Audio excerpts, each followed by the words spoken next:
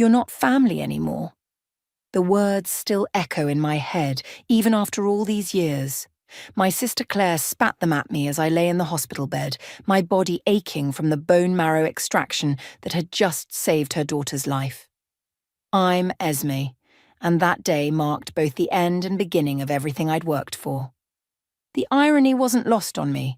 A fourth-year medical resident, top of my class, giving up my career to save my niece, only to be cast aside like yesterday's newspaper. "Dr. Ward, your post-op vitals are stable," the nurse said, checking my charts. "Dr. Matthews wants to discuss your recovery timeline." I already knew what he'd say. The complications from the donation had caused permanent nerve damage in my right hand. A surgeon with tremors isn't exactly in high demand.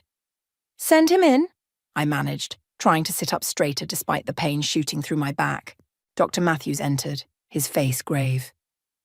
"Esme, I've reviewed everything with the team. The damage is significant. I'm so sorry, but continuing your residency won't be possible." I nodded, having already accepted this reality the moment I'd agreed to the donation. I know Remy needed it. She's responding well? Yes, remarkably so. Your sister's family just left to see her in pediatrics. Without saying goodbye to me, of course. Classic Claire. The next few days passed in a blur of physical therapy and paperwork. My colleagues stopped by, their faces a mixture of pity and discomfort. Devi, my closest friend from residency, was the only one who didn't treat me like I was made of glass. "This is bullshit," she said, perching on the edge of my bed. "Claire hasn't even come to see you?" "Nope. Apparently saving her daughter's life wasn't enough to warrant a thank you card. What did Emiliano say?" I laughed bitterly. "Nothing. He's too busy protecting his precious reputation at the hospital to acknowledge the resident who torpedoed her career for his kid." A knock at the door interrupted us. To my surprise, it was Remy, my 14-year-old niece, looking pale but alive. So wonderfully alive. "Aunt Esme?" Her voice was small, uncertain. "Can I come in?" "Of course, sweetie." I patted the bed, ignoring the pain the movement caused. She sat down, fidgeting with her hospital bracelet. "Mum said..." "She said I shouldn't visit you, but I had to say thank you." My throat tightened. "You never have to thank me for this, Remy. Never." "But your hand..." She glanced at my trembling right hand, tears welling in her eyes. "Hey, look at me." I waited until she met my gaze. "You're worth it. Every bit of it." The door burst open and Claire stormed in, her face flushed with anger. "Remy, what are you doing here? I told you to stay in your room." "Mom, I just wanted... out. Now." Claire's voice was ice cold. Remy gave me one last tearful look before shuffling out. I met my sister's gaze. "Really, Claire? You're going to keep her from seeing me? You've done enough damage." She crossed her arms. "Always the martyr, aren't you? The perfect aunt, the brilliant doctor, sacrificing everything. Well, guess what? Nobody asked you to do this." "Nobody asked me." I struggled to keep my voice steady. "You begged me to get tested as a donor. You cried in my arms when I matched. And now you'll hold it over our heads forever." Poor Esme, who gave up everything for us.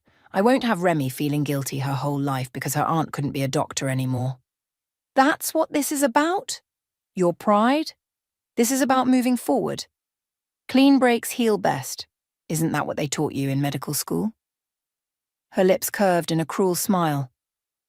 "Though I suppose that knowledge won't be much use to you now." I felt something inside me shatter. "Get out."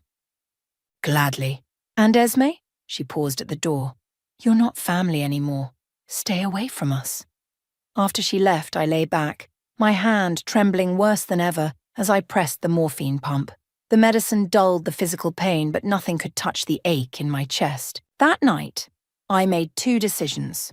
First, I would leave this city and everything in it behind. Second, I would find a way to make my voice heard, to ensure no other medical professional would have to choose between saving a life and losing everything. As I packed my meager belongings the next day, Devi helped me organize my discharge papers. "What will you do now?" she asked softly.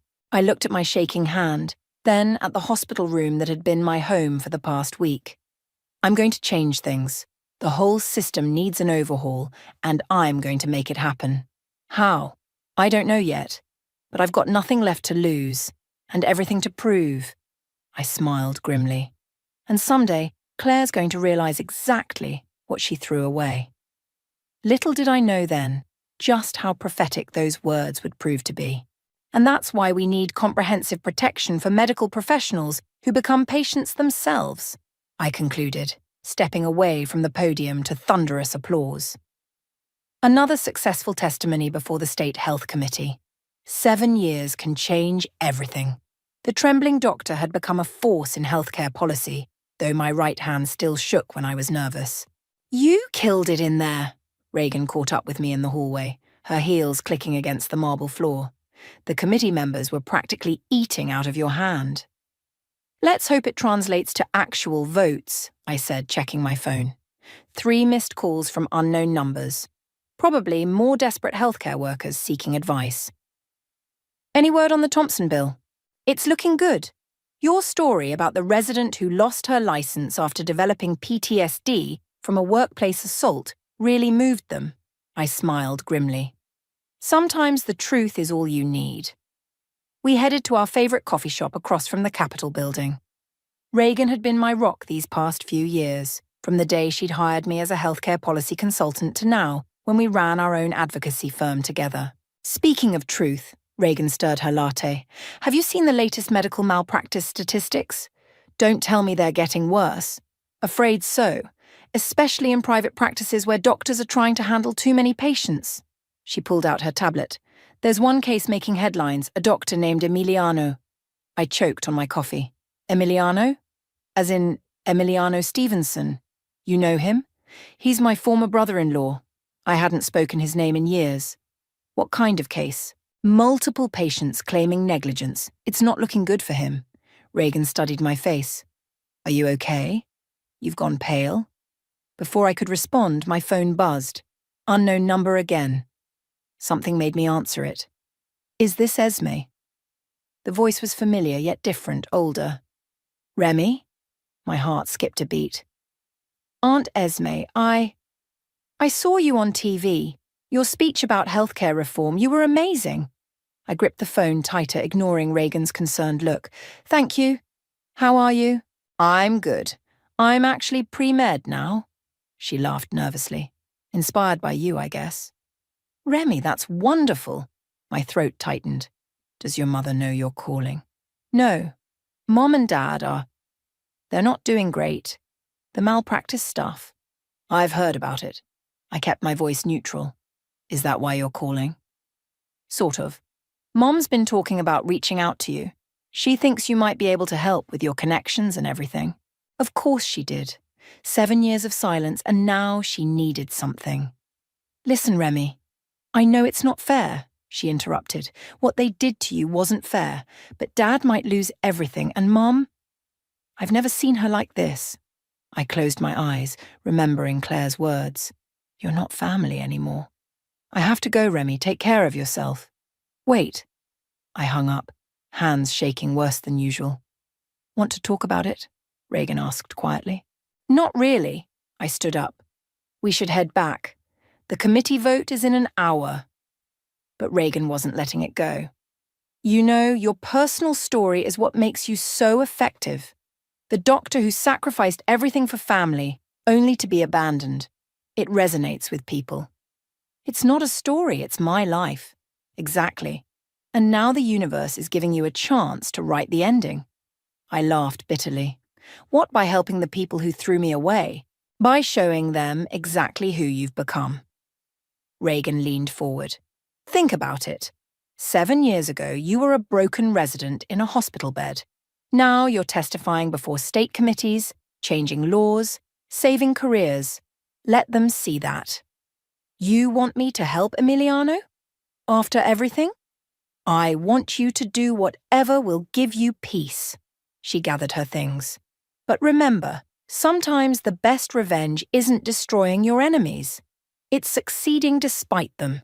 Back at the office, I stared at the wall of framed newspaper articles about our advocacy work.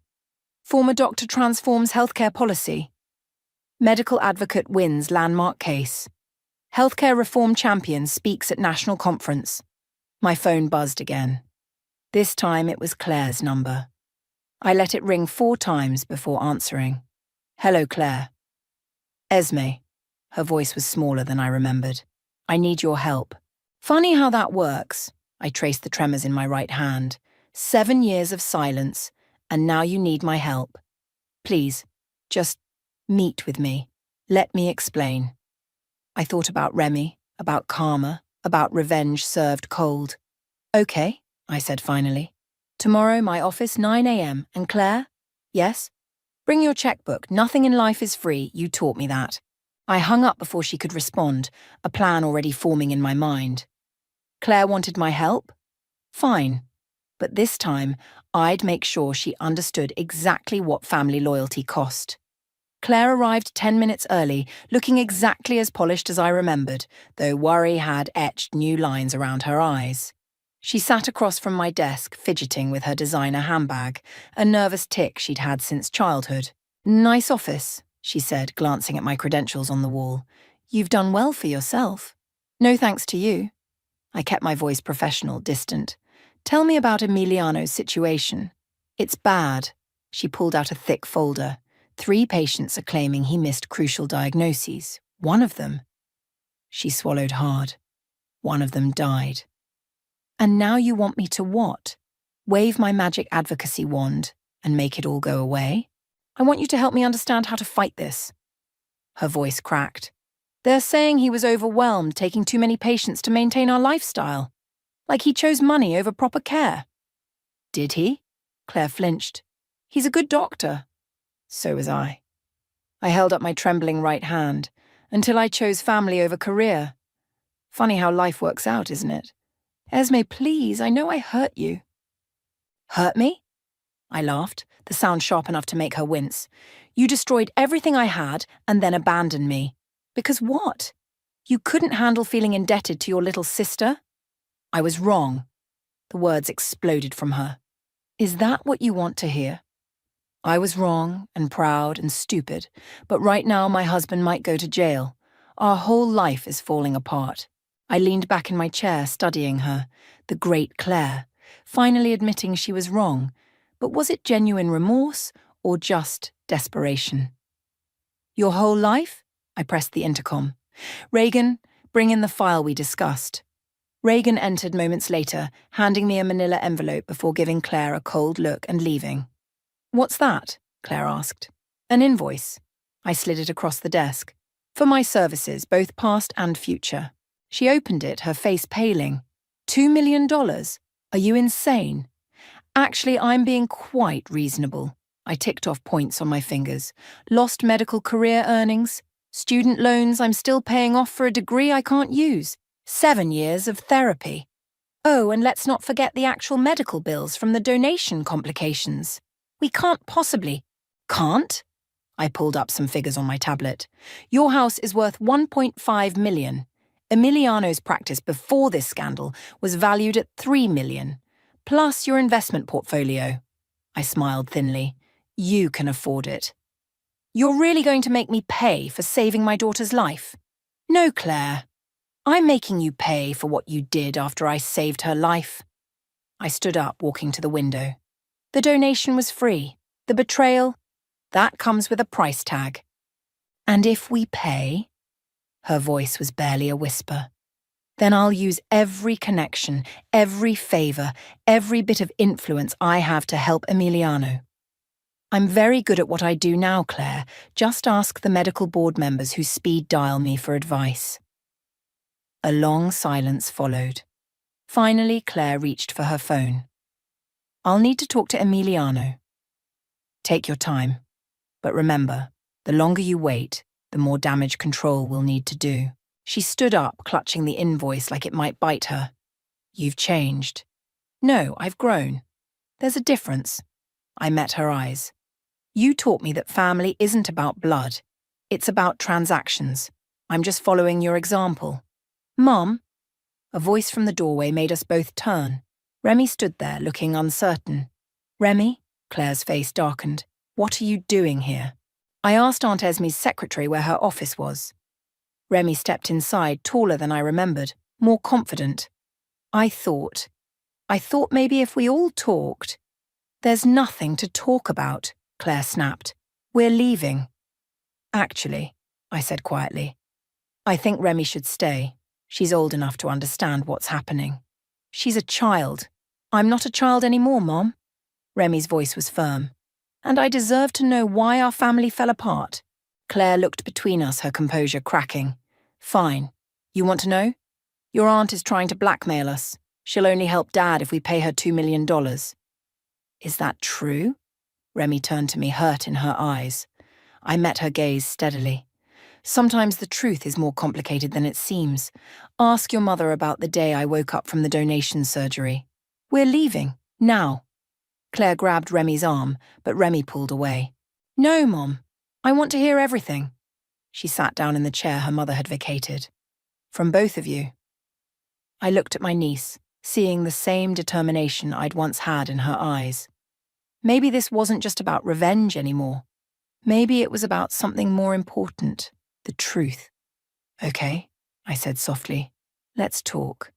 Start from the beginning, Remy said, her eyes moving between Claire and me. What really happened that day?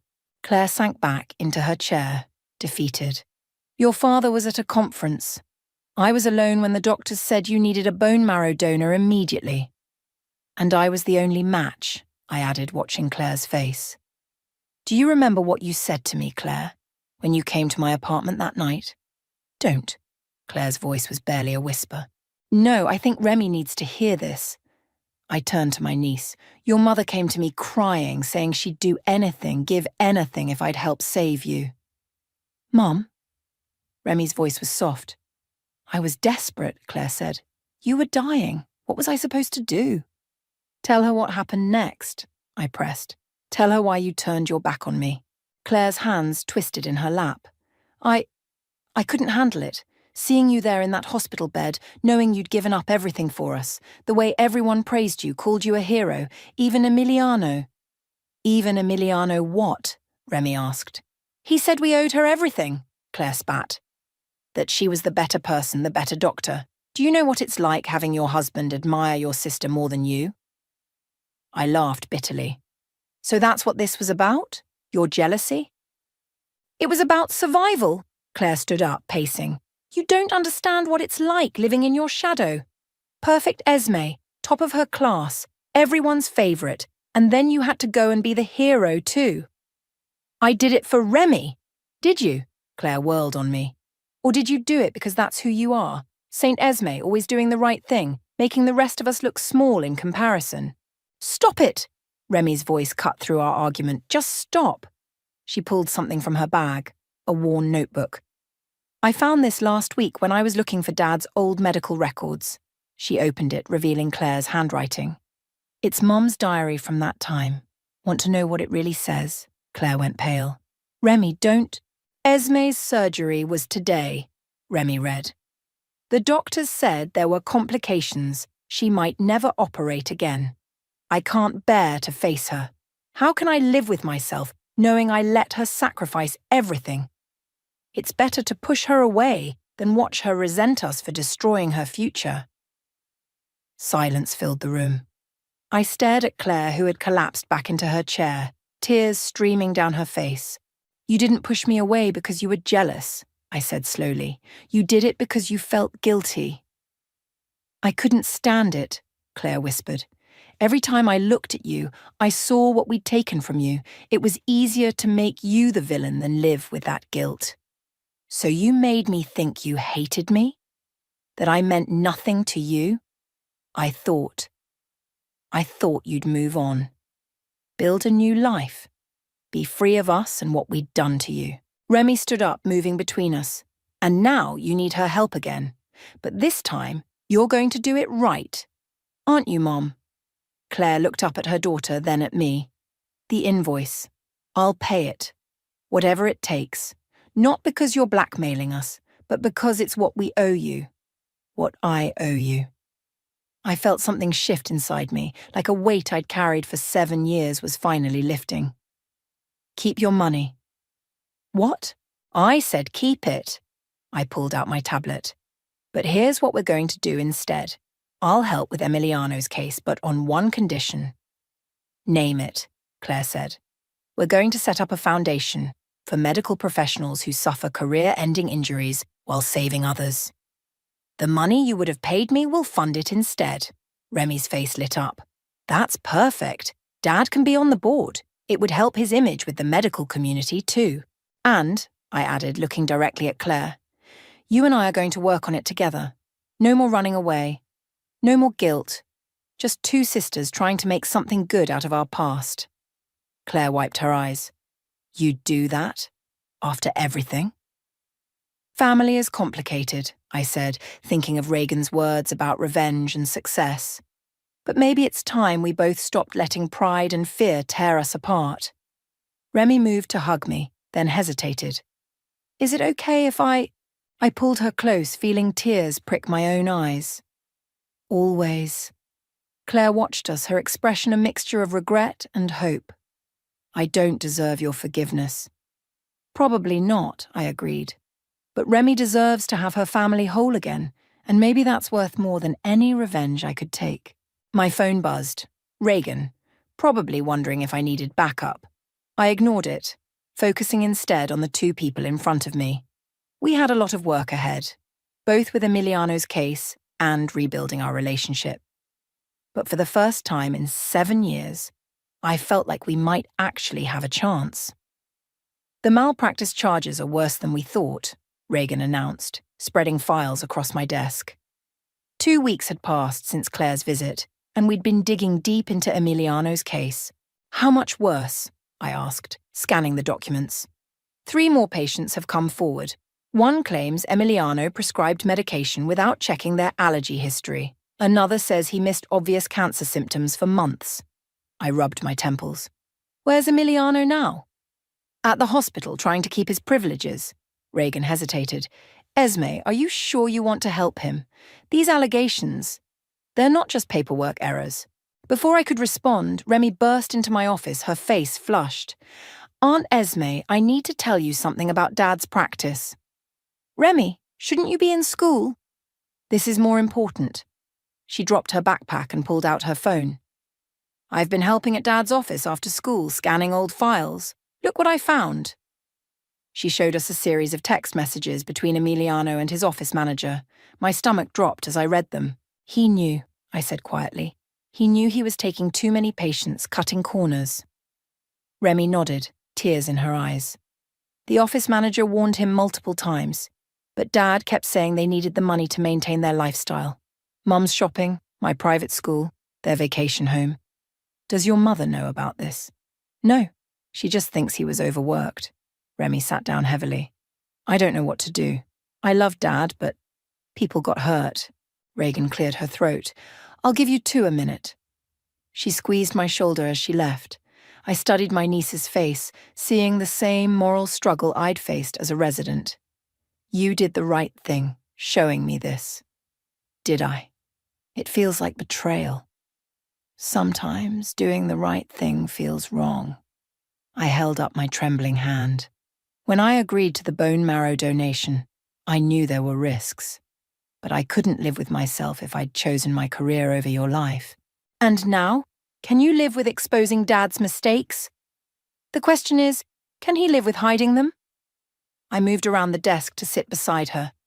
Your father made choices. Now he has to face the consequences. Will he go to jail? Not if we handle this right. I picked up my phone. But first, we need to talk to your mother. Claire arrived 30 minutes later, looking harried. What's so urgent? I was in the middle of meeting with our lawyers.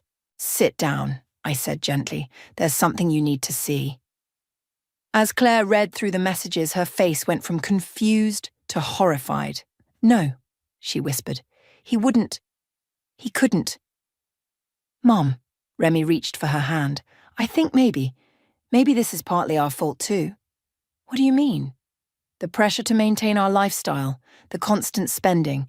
Dad felt like he had to keep up. Claire's face crumpled. Oh, God. The house renovation last year, the new car. I kept pushing for more. Listen to me. I leaned forward. We can still help Emiliano, but not by hiding this. He needs to take responsibility, make amends. How? We set up a restitution fund for the affected patients. He voluntarily suspends his practice and undergoes additional training. Most importantly, he comes clean about the systemic pressures that led to these mistakes. Use it to push for reform, Remy added, surprising me with her insight. Show how the pressure to maintain a certain lifestyle can lead good doctors to make bad choices. Claire wiped her eyes. When did you get so wise? I had a good example, Remy smiled at me. Aunt Esme showed me that integrity matters more than image. My phone buzzed. A text from Devi, my old residency friend. Heard you're handling Emiliano's case. Board meeting tomorrow. Need anything? Actually, I said, I think it's time we brought in another perspective. I showed them Devi's message. She's on the medical board now. If we approach this right, we might be able to turn this into something positive. How? Claire asked. By telling the truth. All of it. Including my story. I took a deep breath. The system needs to change, Claire. Not just for patients, but for doctors too. Maybe Emiliano's case can help make that happen. But his reputation? Will survive if he shows genuine remorse and a commitment to change. I squeezed her hand. Trust me on this. I've rebuilt my life once before. Remy hugged us both. We'll do it together this time. Looking at them, I realized something had shifted. The revenge I'd planned seemed hollow compared to the opportunity before us. A chance to create real change, to heal not just our family, but perhaps the system itself. Okay, Claire said finally. Let's call Emiliano. It's time he knew everything. As I picked up the phone, my hand trembled less than usual. Sometimes, I realized, the best way forward isn't through vengeance, but through truth, no matter how much it hurts. The medical board conference room felt colder than I remembered. Emiliano sat beside me, his once proud posture now slumped with the weight of confession. Across the table, Devi and 8 other board members studied the documents we'd presented. Dr. Stevenson, the board chairman spoke, you admit to knowingly exceeding safe patient loads and cutting corners in diagnoses? Yes, Emiliano's voice cracked. I lost sight of what matters most. The pressure to maintain a certain lifestyle. It became an excuse to compromise my principles. And now? Devi asked, her eyes meeting mine briefly. Now I want to make it right. He pulled out a folder. I've drafted a proposal. A complete restructuring of my practice, including a patient restitution fund from the sale of our vacation property. Claire, sitting behind us, inhaled sharply. We hadn't discussed selling the house. Furthermore, I added, standing up, Dr. Stevenson has agreed to work with our healthcare advocacy group to address the systemic pressures that lead to these situations. Your advocacy group? One board member raised an eyebrow. Isn't there a conflict of interest here, given your family connection? Actually, Remy's voice rang out from the back of the room. That's exactly why Aunt Esme should be involved. All heads turned as my niece walked forward, her pre-med textbook clutched to her chest. Young lady, this is a closed hearing, the chairman warned. Let her speak, Devi interjected. Sometimes we need to hear from those most affected by our decisions. Remy took a deep breath. 7 years ago, my aunt sacrificed her medical career to save my life. She lost everything because she put patient care above personal gain. My father, she glanced at Emiliano, made the opposite choice. Remy, you don't have to, Claire started. Yes, I do, Mom. Remy's voice strengthened.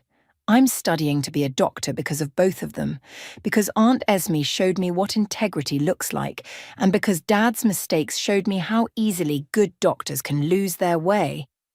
The room fell silent. Emiliano's shoulders shook with silent sobs.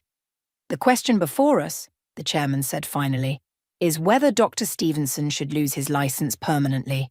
If I may, I stepped forward, my right hand trembling visibly. I'd like to propose an alternative. Proceed. Temporary suspension, yes, but also a mandatory restructuring of his practice under board supervision, regular audits, And, most importantly, his participation in a new initiative we're launching. I handed out proposals to each board member.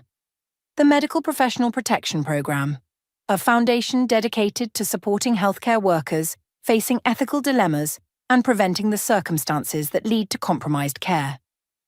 And who would fund this program? Another member asked. We would, Claire spoke up, standing, starting with the proceeds from our vacation home sale. And, she looked at me, the money we originally set aside to pay Esme for her sacrifice. Devi leaned forward.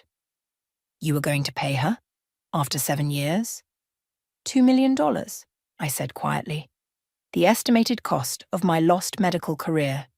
But this program could help prevent others from facing similar losses. Or similar mistakes, Emiliano added, finding his voice. I'll speak at medical schools, share my story, show them how easily the pressure to maintain appearances can corrupt good intentions. The board members huddled together, speaking in low voices. Minutes stretched like hours until finally, the chairman cleared his throat. Dr. Stevenson, approach the table. Emiliano stood on shaky legs. I grabbed his arm, steadying him. The first time I'd touched my brother-in-law in 7 years. Your license will be suspended for 1 year, the chairman announced. During this time, you will complete additional ethics training and work with Ms. Ward's foundation. If, after this period, the board is satisfied with your progress and program implementation, you may resume practice under strict supervision. Relief flooded Emiliano's face. Thank you. I won't disappoint you. Don't thank us, the chairman nodded toward me. Thank your sister-in-law. Her advocacy carried significant weight here. As we gathered our things to leave, Devi pulled me aside. You could have destroyed him, you know, after what they did to you. Revenge wouldn't have helped anyone. I watched as Remy hugged her father, Claire joining them. Sometimes healing has to be bigger than our personal pain. The foundation's a good idea, Devi smiled. Need another board member? Actually, I glanced at my trembling hand, then at my family. I think we need all the help we can get. Outside the conference room, Emiliano approached me hesitantly. Esme, I don't deserve... You're right, you don't, I cut him off. But Remy deserves a father who learns from his mistakes. The patients deserve a doctor who puts their needs first. And maybe, I looked at Claire, who gave me a tearful smile. Maybe we all deserve a chance to rebuild what we broke. Starting now? Remy asked hopefully. Starting now, I agreed, feeling the weight of revenge finally lift from my shoulders. We've got work to do. 6 months later, I stood at the podium in the hospital auditorium, facing a room full of medical students and residents. The Medical Professional Protection Program's first symposium was underway, and the turnout had exceeded our expectations. Before we begin, I held up my trembling right hand, let me show you what sacrifice looks like, and then my brother-in-law will show you what redemption looks like. Emiliano walked onto the stage, noticeably thinner and greyer than before. His suspension had taken its toll, but there was a new clarity in his eyes. 3 years ago, he began, I chose profit over patience. Today I want to tell you how that decision destroyed lives, including my own. From the front row, Claire and Remy watched intently. Behind them sat the families of patients affected by Emiliano's mistakes. We'd invited them all, part of our commitment to complete transparency. My wife's sister, Emiliano gestured to me, showed me what real medical ethics look like.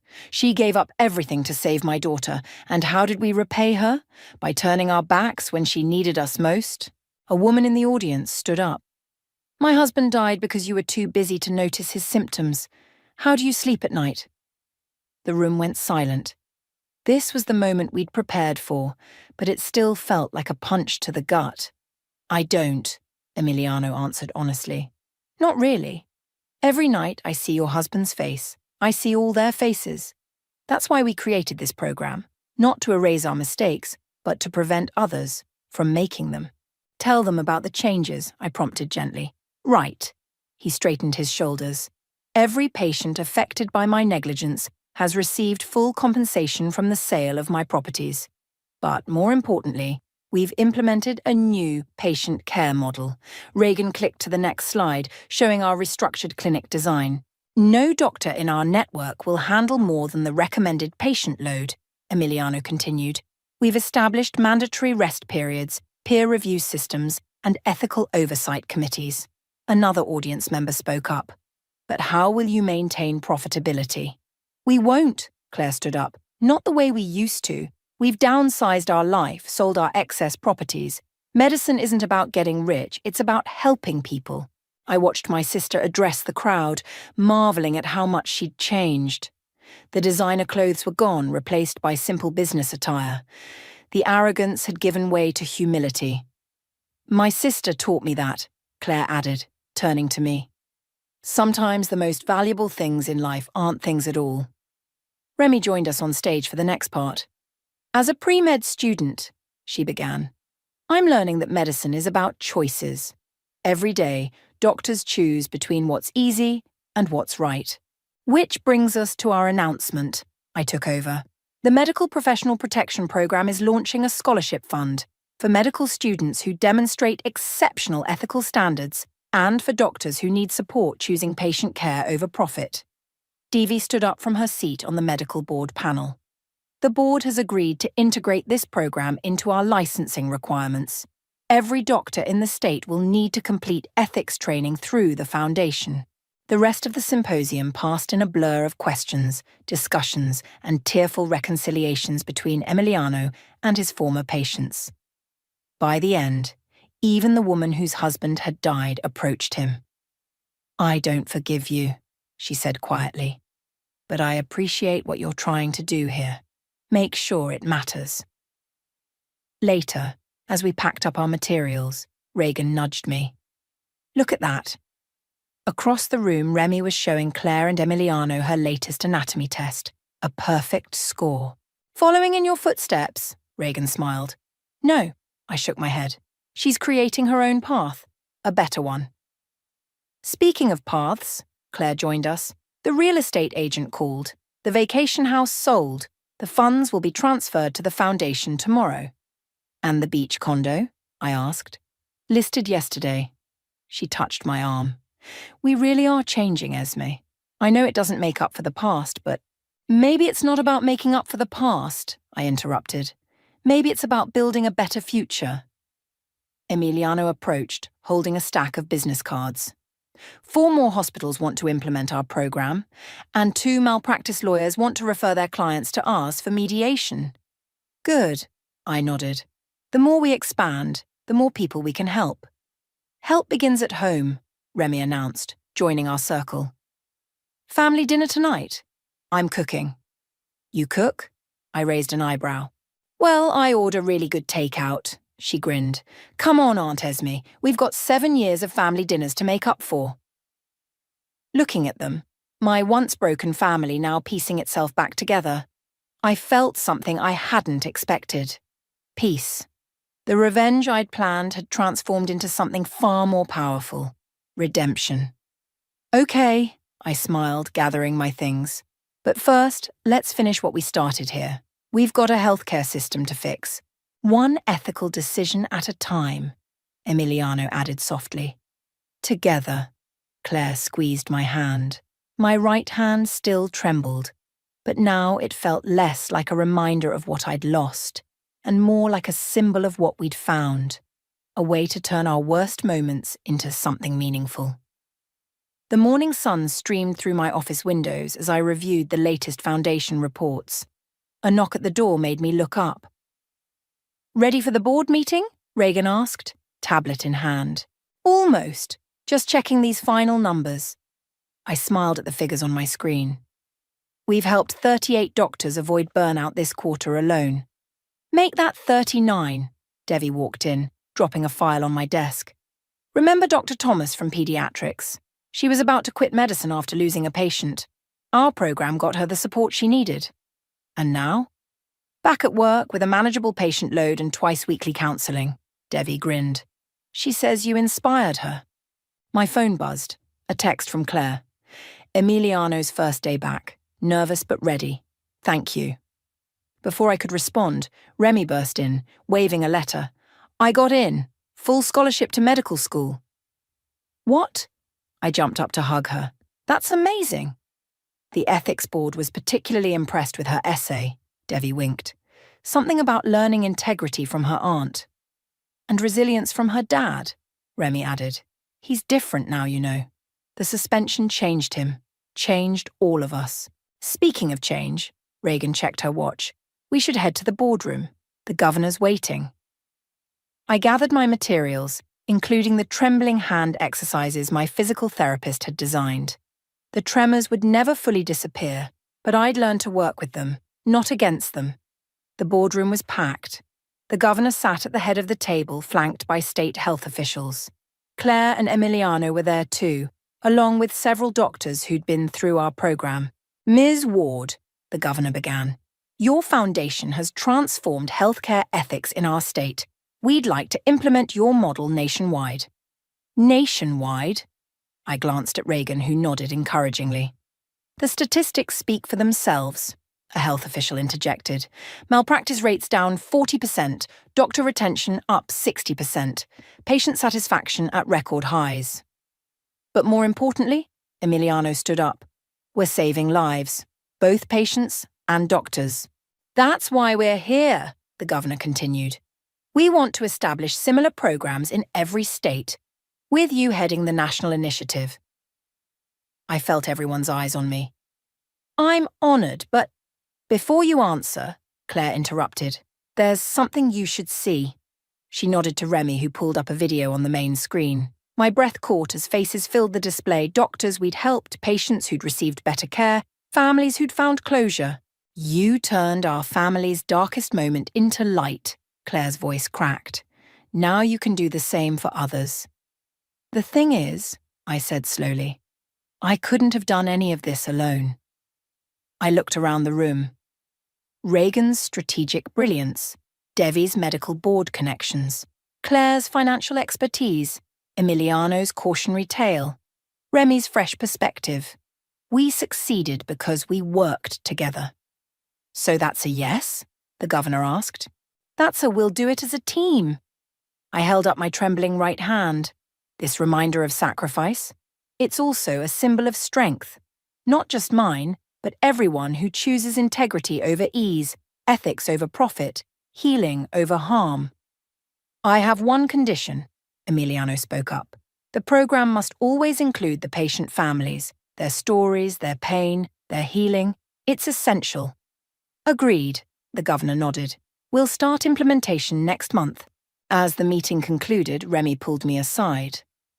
Remember when you wanted revenge on my parents? Seems like another lifetime. You got something better, she smiled. You got your family back, and you're helping other families stay whole. Speaking of family, Claire joined us. Dinner at our new, much smaller house tonight. Emiliano's cooking. Actually cooking this time, Remy laughed. No takeout? I looked at my sister, really looked at her. The designer clothes and perfect makeup were gone, but something more beautiful had taken their place. Authenticity. You know, Claire said softly, I used to be so jealous of you. Your talent, your integrity. Now I'm just grateful you're my sister. Even with the tremors? I wiggled my fingers. Especially with the tremors. She grabbed my shaking hand. They remind us what real strength looks like. Reagan called us back to finish the paperwork, but I lingered a moment, watching my family, both blood and chosen, interact. Devi discussing medical ethics with Remy. Emiliano sharing patient care strategies with the health officials. Claire and Reagan planning program expansions. This wasn't the ending I'd imagined when I'd plotted my revenge. It was better. We'd turned personal pain into public good, family wounds into systemic healing. My hand trembled as I picked up my pen to sign the national initiative documents, but my signature was clear and strong. Like the foundation itself, like our rebuilt family, it wasn't perfect, but it was real, and it was making a difference. And really, that was all I'd ever wanted to do as a doctor, make a difference. I'd just found a different way to heal.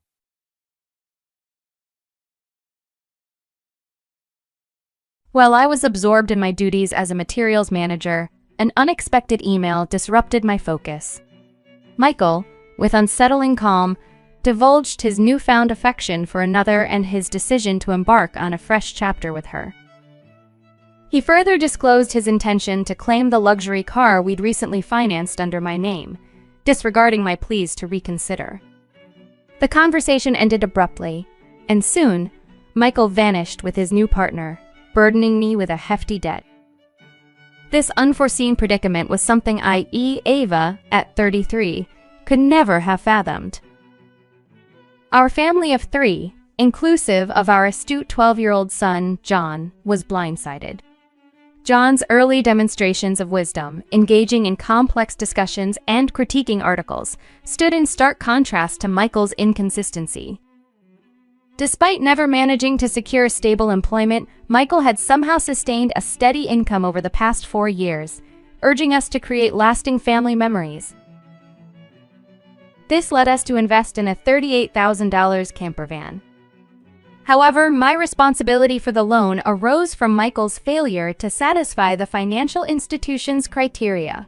On the day we anticipated the camper's arrival, Michael's email arrived, assertively stating he'd take possession of it, leaving me to grapple with the financial obligations. When confronted, he admitted his affair, stating what was meant to be fleeting had become serious, prompting his decision to leave and start anew. He even mentioned divorce proceedings, a topic previously broached during an argument, now a reality that blindsided me. The discovery of Michael's betrayal and his subsequent disappearance, leaving behind a vast debt and no means of communication, was a staggering blow. Attempts to reach him were futile, and the absence of the promised divorce papers only compounded the financial strain from the $38,000 loan. Amid this turmoil, John's acute perception of the situation brought to light the emotional and financial abyss Michael's departure had cast us into. This ordeal was not just a test of resilience, but a jarring pivot to reality, challenging me to navigate the aftermath of betrayal while safeguarding our son's future and confronting an imposing debt. After dinner, John approached me, a look of worry creasing his young face. "Mom, what's wrong?" "You've hardly touched your food lately. Are you okay?" His innocent concern made me pause. "Oh, perhaps I'm just a bit tired," I replied, trying to deflect. John, with the insightfulness far beyond his years, mentioned, they say when people lie, they look up to the right. "Lying's not good, Mom." He then cautiously asked about his father's absence, noting Dad hasn't been around for 2 days. "Has something happened?" His directness caught me off guard, compelling me to share the truth about the unraveling of our family fabric. John's reaction was mature, almost as if he had sensed the changes before they were spoken aloud. He seemed to accept the situation with a wisdom that belied his age, though I sensed his inner turmoil. In the days that followed, my attempts to mask the stress failed spectacularly. A planned training session at work proved too much for me. My legs gave way, and I found myself unable to stand, overwhelmed by a tidal wave of emotions.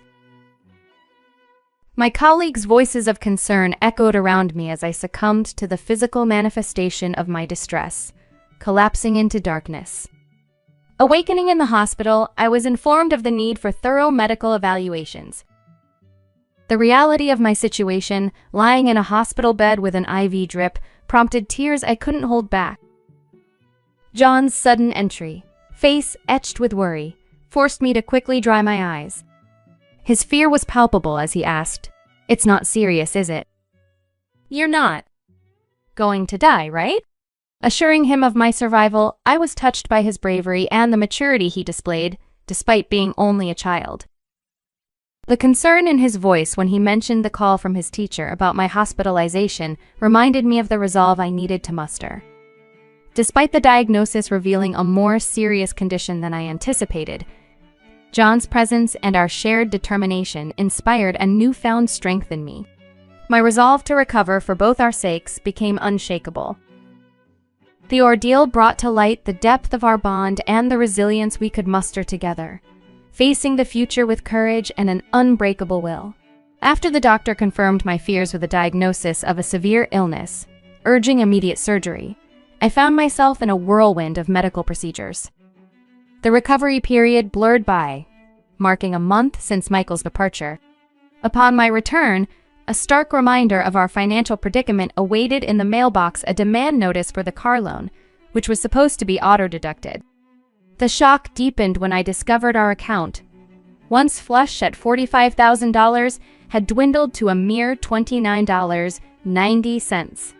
It seemed Michael had drained our savings, leaving us in a dire strait. Without the camper van in my possession, selling it wasn't an option, pushing me further into despair. John, noticing my distress, offered his support in the gentlest of ways, suggesting he could contribute by delivering newspapers and seeking online jobs. His initiative was a beacon of hope, nudging me out of my despair. "It's not the time to give in," I reassured myself, buoyed by his optimism.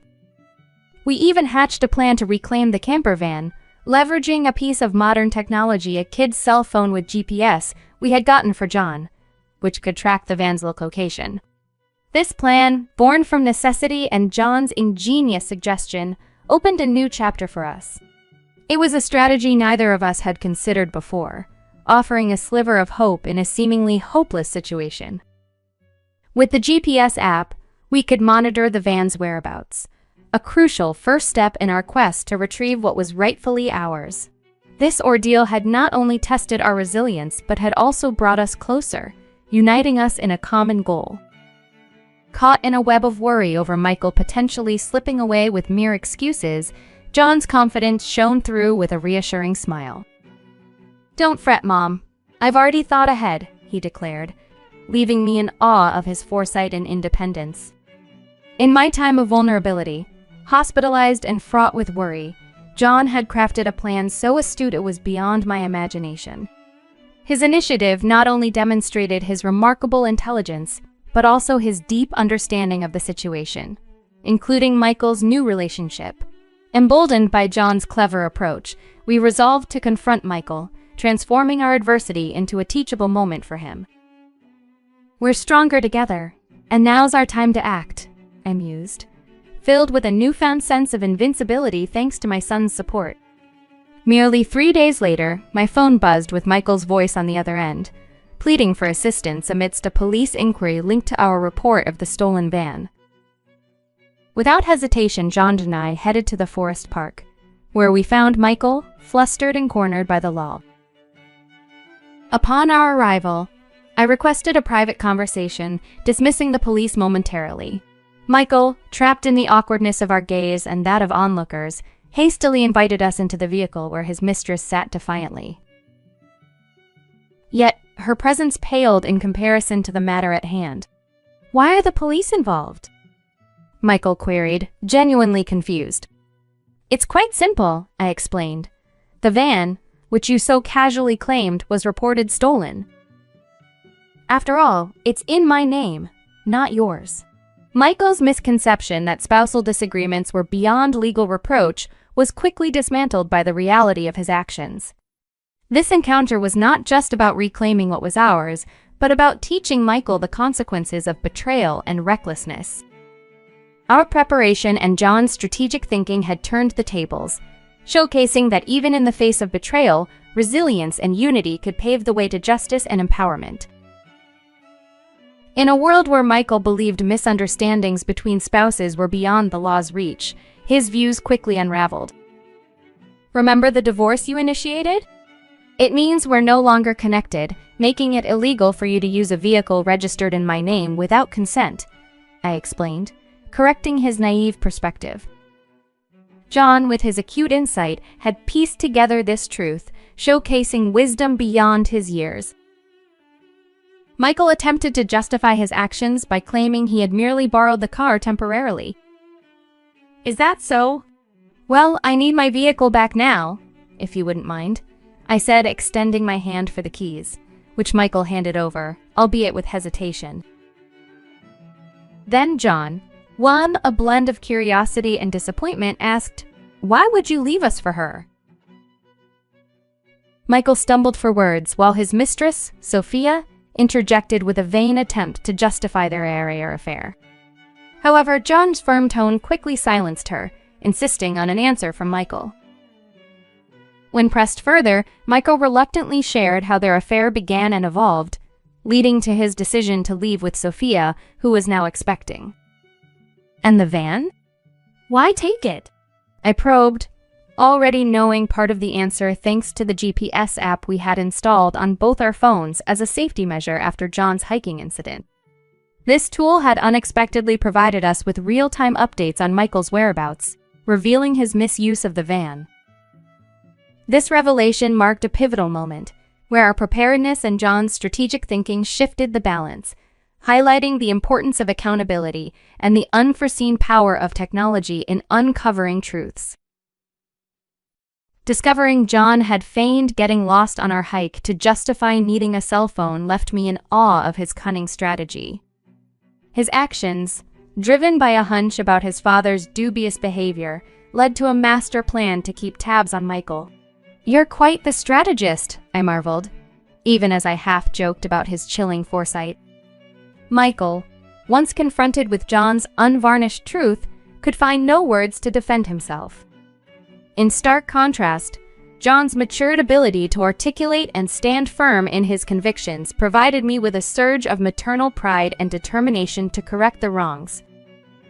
The issue of the $45,000 Michael had taken from our account money, I had meticulously saved before our marriage, and throughout Michael's inconsistent employment history was particularly galling. The realization that divorcing Michael was a relief underlined the severity of his betrayal. Despite Michael's attempts to downplay the theft of the van and the funds as minor domestic squabbles, I stood firm in pursuing legal action. "Shall I contact the authorities now?" John offered, ready to press a button on his phone and summon the police. Sophia, who had been an eavesdropper up to that point, panicked at the escalation, especially as she faced her own parents, who had arrived furious and ready to confront her for her role in the ordeal.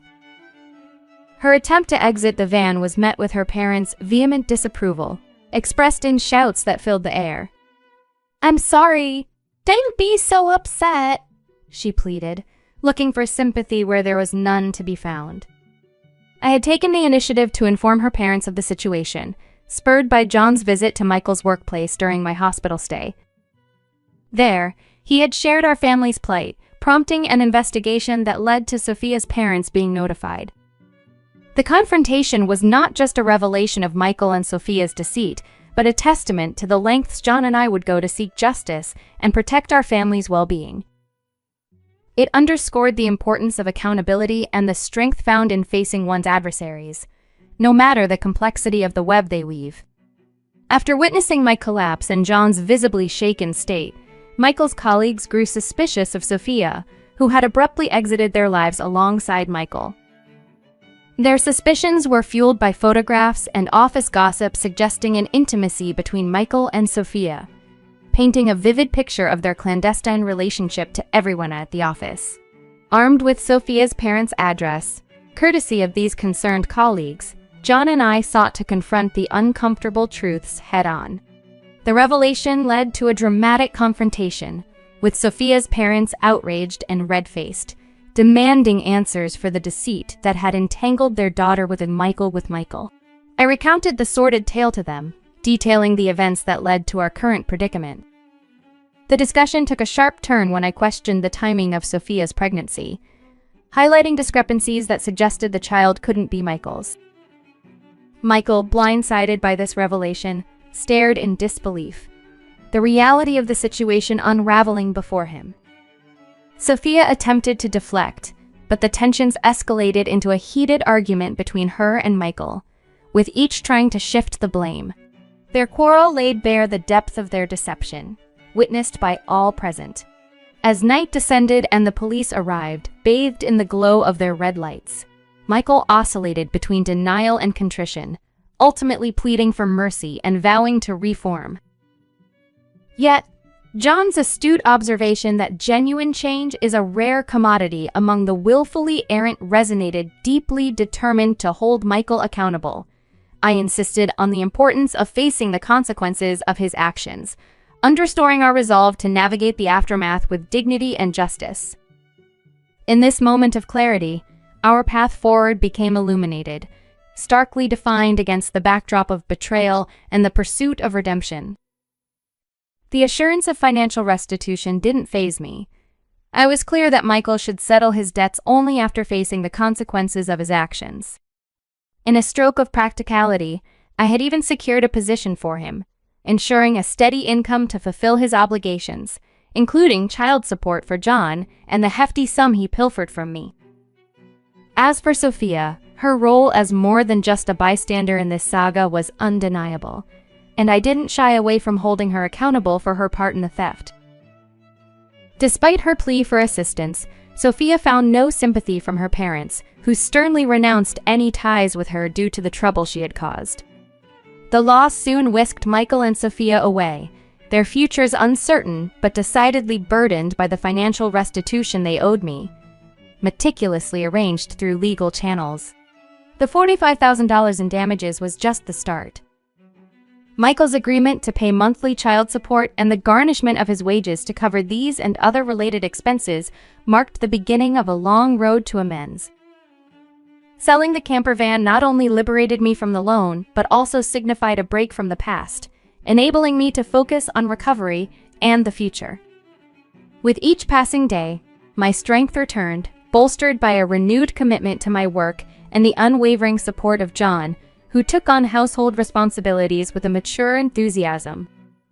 This ordeal, while challenging, reinforced our resolve to move forward, emboldened by the lessons learned and the justice served, all the while ensuring John could continue to chase his dreams with the knowledge that integrity and resilience are invaluable allies in the face of adversity.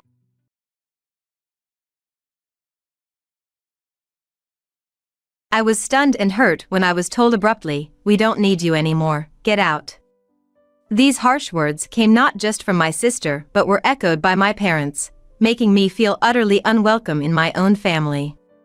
Saddened by their treatment of both me and my dog as mere annoyances, I resolved to live life on my own terms. My name is Eliana, a 29-year-old single woman.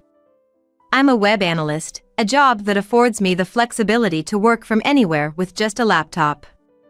I cherish this independence and have created a comfortable workspace in my own home.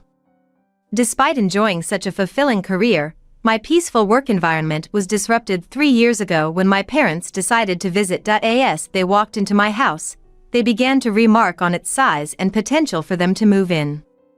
My mother casually noted, "This house is really big. It seems like we could live here too."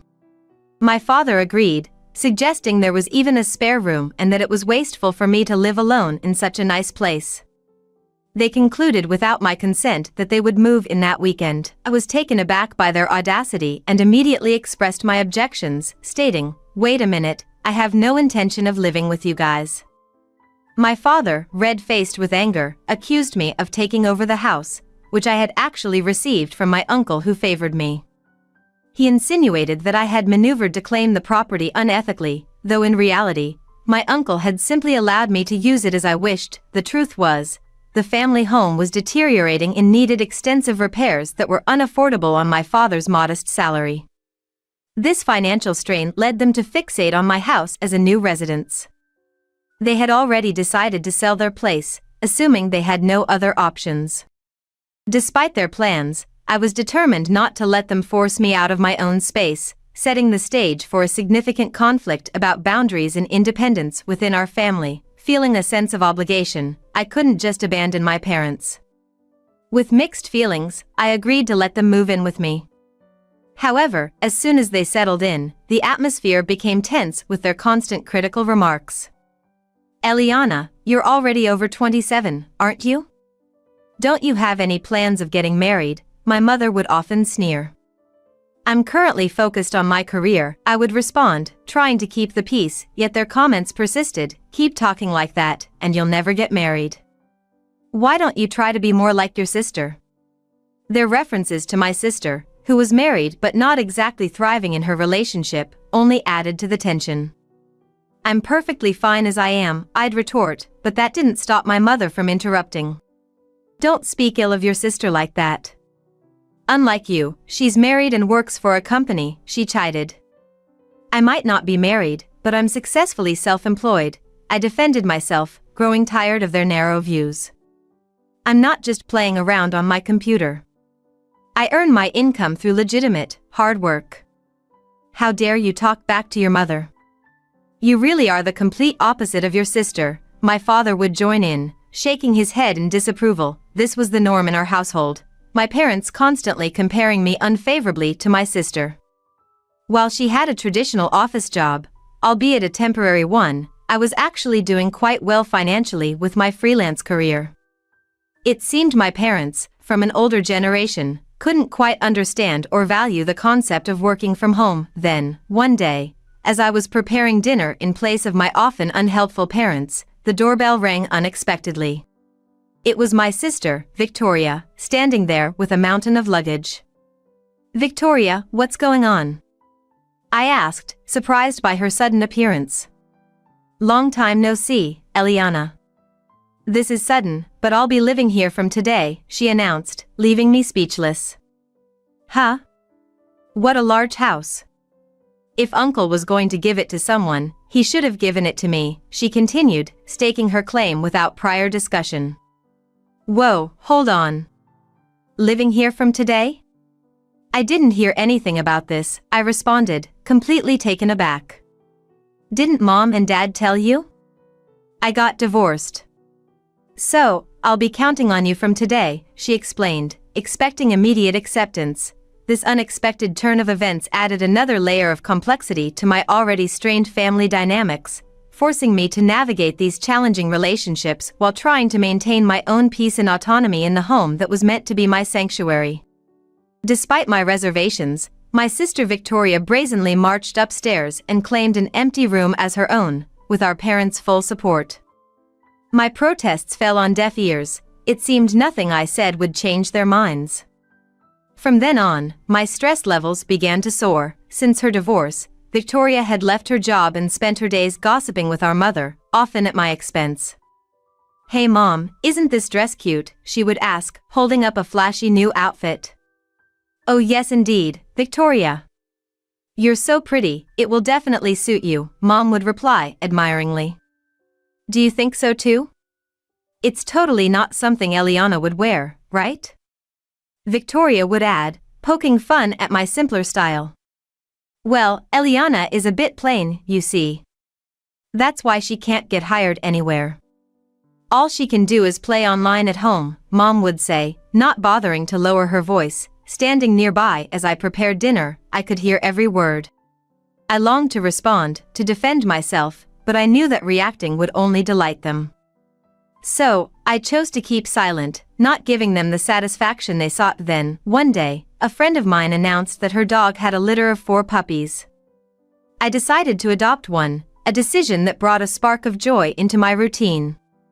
The puppy was a little black chihuahua with the most endearing round eyes and an enthusiastic tail wag that seemed it might snap from excitement.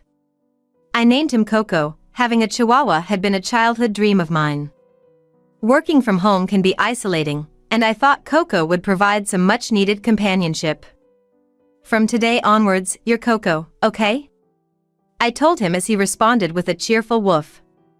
I didn't consult my family about adopting Coco, considering this was still my house and I would be bearing all his expenses. I saw no need for their approval or input on the matter. When I brought Coco home, as expected, the complaints started immediately from both my parents and Victoria. "Hey, we didn't hear anything about you getting a dog," they protested. "Exactly, dogs smell, don't they?" "I hate odors," Victoria chimed in. "Eliana, how could you just bring a dog home without consulting us?" "We didn't approve of this," they added, bombarding me with disapproval. I met their barrage of complaints with calm but firm resistance. Firstly, I didn't pick him up off the street, a friend gave him to me. Also, I'm the one who's going to bear all the expenses for Coco, so there shouldn't be any issue. What I choose to keep in my house is my business. If you have any complaints, you're free to leave, I declared, standing my ground in the home that was rightfully mine. Initially, my family was furious about Coco's arrival, their faces red with anger. However, within just a few hours, they were completely charmed by his adorable antics. Aren't you the cutest? Are you mommy's boy? Or daddy's? Or are you Sissy's little pup?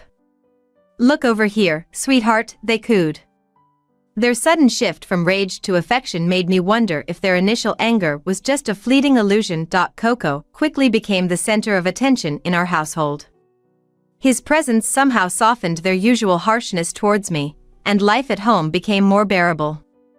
We enjoyed a period of relative peace, all thanks to Coco's undeniable cuteness. However, this tranquility was shattered one day when I was out running errands. My phone rang. It was Victoria, sounding frantic. "Hello, come back home now." Confused by her urgent tone, I asked, "What happened?" "It's not about what happened, it's Coco. He did his business on my clothes." "What if they smell?" she yelled back. I tried to remain calm and practical. "Oh, just wash them quickly and they'll be fine. Besides, isn't it your fault for leaving your clothes all over the floor?" "What? My fault? It's your poor training that's to blame," she accused. "Enough, Victoria. Coco is still a puppy, you know. If you take him out for a walk, he won't do his business indoors. Weren't you excited to walk him today? Did you actually take him out?" "Well, I was going to take him later. And it's all because you didn't teach him properly." "You need to pay me for the clothes," she retorted. When I returned home, the situation had escalated. Victoria was visibly upset, and my parents were standing beside her, glaring at me. Victoria threw the soiled clothes at me and started ranting again. "I'm going to charge you for the cleaning cost, okay?" "Why should I pay?" "It's because you didn't take him for a walk and left your clothes on the floor," I replied, trying to hold my ground. "Shut up. Don't talk back. It's because you brought this stupid dog home that this happened." "What are you going to do about it?" she continued angrily. "Stupid dog? Weren't you quite fond of him before? Isn't it harsh to call him stupid just because he had an accident?" I pointed out, hoping to remind her of the affection she had shown Coco just days before. After Coco's little accident, the tension in the house escalated quickly. Victoria, irate, pointed at me and said, "It's because of your poor training. Take responsibility." I was dismayed by how quickly my family resorted to self-interest. As I struggled to comprehend my sister's selfishness, my parents joined in. "Eliana, shouldn't you at least apologize to Victoria first?" "That's right, all of this happened because of that Coco you brought home," they added. Exasperated, I replied, "Can both of you give it a rest already? Puppies are like babies, can't you forgive them for making a mistake once in a while?" But Victoria retorted, pathetic. "This situation only happened because of this stupid dog. Eliana, you made the right choice by not getting married. If you became a mother, I doubt you'd raise a decent child." Shocked, I countered, "How dare you say something like that? If you took him for walks properly and kept the house tidy, none of this would have happened." But Victoria was relentless. She raised her eyebrow, pointed at me, and declared, "I can't take it anymore. I don't need you or this dumb dog. Get out of this house." "What? Didn't you hear me? I said get out. We don't need a home-working freeloader here," she sneered. "A home-working freeloader? How can someone who's currently jobless say such a thing? And who do you think is paying for this household's expenses?" "It's me," I retorted, my frustration peaking. Even then, my parents sided with her. "That's right, Eliana. Leave this house. Your presence only makes us feel worse. You're a jinx." They kept repeating "get out" in front of me. At that moment, my anger boiled over. That's it. I've reached my limit. If this is how it's going to be, just wait. Having decided that enough was enough, I packed my things and left the house with Coco, determined to take a stand. As I left, Victoria added more fuel to the fire. "This is all your fault, you know. If you had just listened to me obediently, none of this would have happened. They still didn't seem to understand their situation, even though trouble was brewing for them. Well, never mind. You three enjoy yourselves in the house, I said, suppressing a grin as I walked away with Coco. A few days later, as expected, Victoria called in a panic. Eliana, help. The house, what happened to the house all of a sudden? I asked, curious despite myself. We were told to leave by the end of this month. So what? What's the problem? I asked nonchalantly. What do you mean, what's the problem? Why do we have to leave? She replied, clearly bewildered and distressed. Their predicament didn't surprise me, but I chose to wait and see how they would handle it without me. They had pushed me too far, and now, they needed to understand the consequences of their actions on their own. When I declared my intention to sell the house, Victoria seemed to freeze. Her voice quivered as she stammered, What? What does that mean? You've decided to sell it?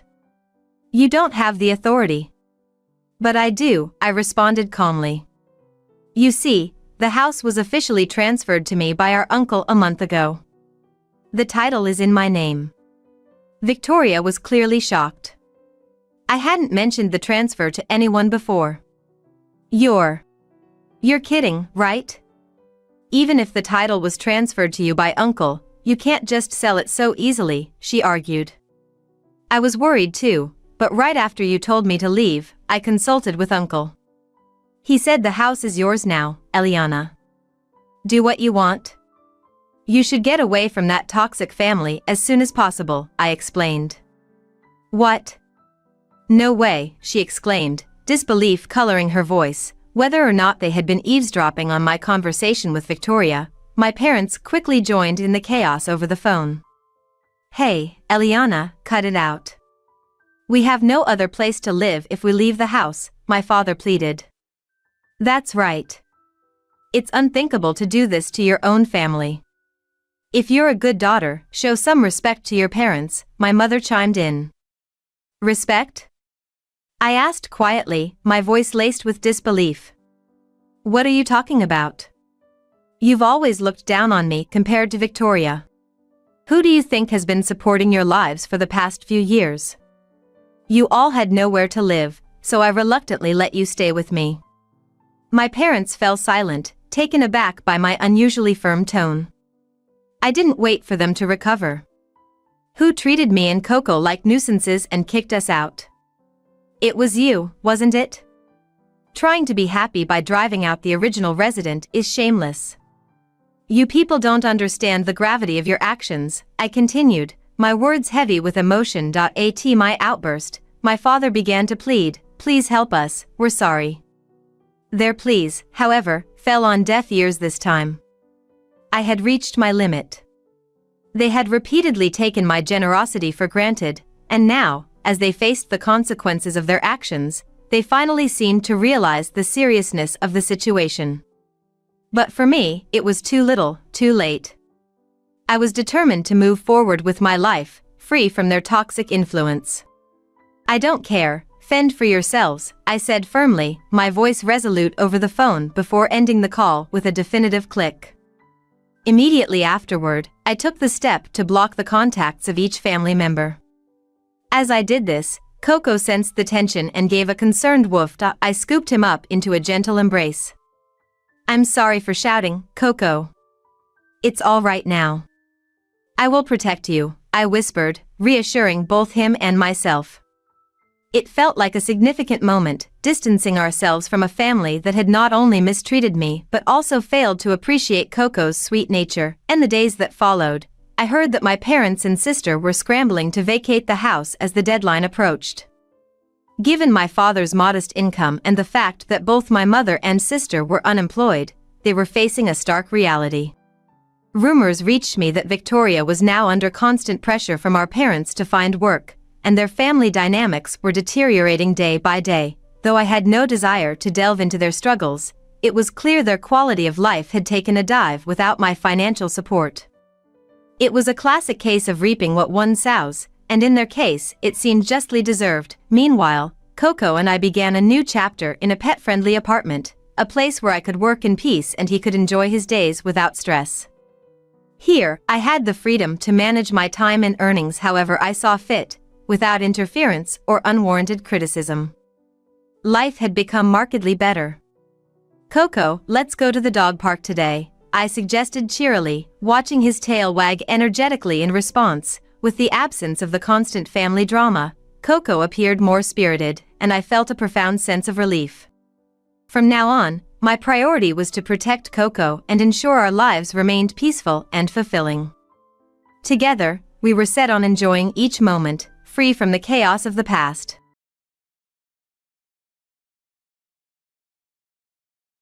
"19 years ago, my life took a painful turn when my then-husband Wyatt betrayed me by starting a relationship with a childhood friend, and they even had a child together. This devastating revelation led to our divorce. In the aftermath, I faced harassment from his partner, which eventually pressured me to leave my job. During this low point, I met my current husband, Jonathan. With him, I found solace, and we have since built a beautiful, peaceful life together, raising our 2 children, Parker and Anna. Despite the past hardships, we've created a loving family. However, my old wounds were reopened when I unexpectedly encountered Wyatt recently. He attempted to belittle me, mocking my ability to have children and my marital status. Unfazed, I introduced him to our children, which visibly shook him. "I'm Ava, 36 years old, living happily with Parker, my 15-year-old son, Anna, my 13-year-old daughter, and Jonathan, my supportive husband." Parker, a typical middle school freshman, is navigating his rebellious phase, often needing guidance from Jonathan. Anna, the youngest, has a flair for fashion and knows how to get her way, especially with her brother. Despite the noise and occasional chaos, our family thrives on love and honesty. Reflecting on my journey, it's clear that the trials I faced, including my divorce due to Wyatt's betrayal, have shaped me. Although we once dreamed of a happy life together during our college days, the reality of our challenges, like our struggles with infertility, tested and ultimately ended our marriage. However, these experiences have led me to a much happier second chapter with my family. Wyatt and I had many heart-to-heart discussions and even invested in costly fertility treatments to try and start our family. Initially, Wyatt was supportive and cooperative.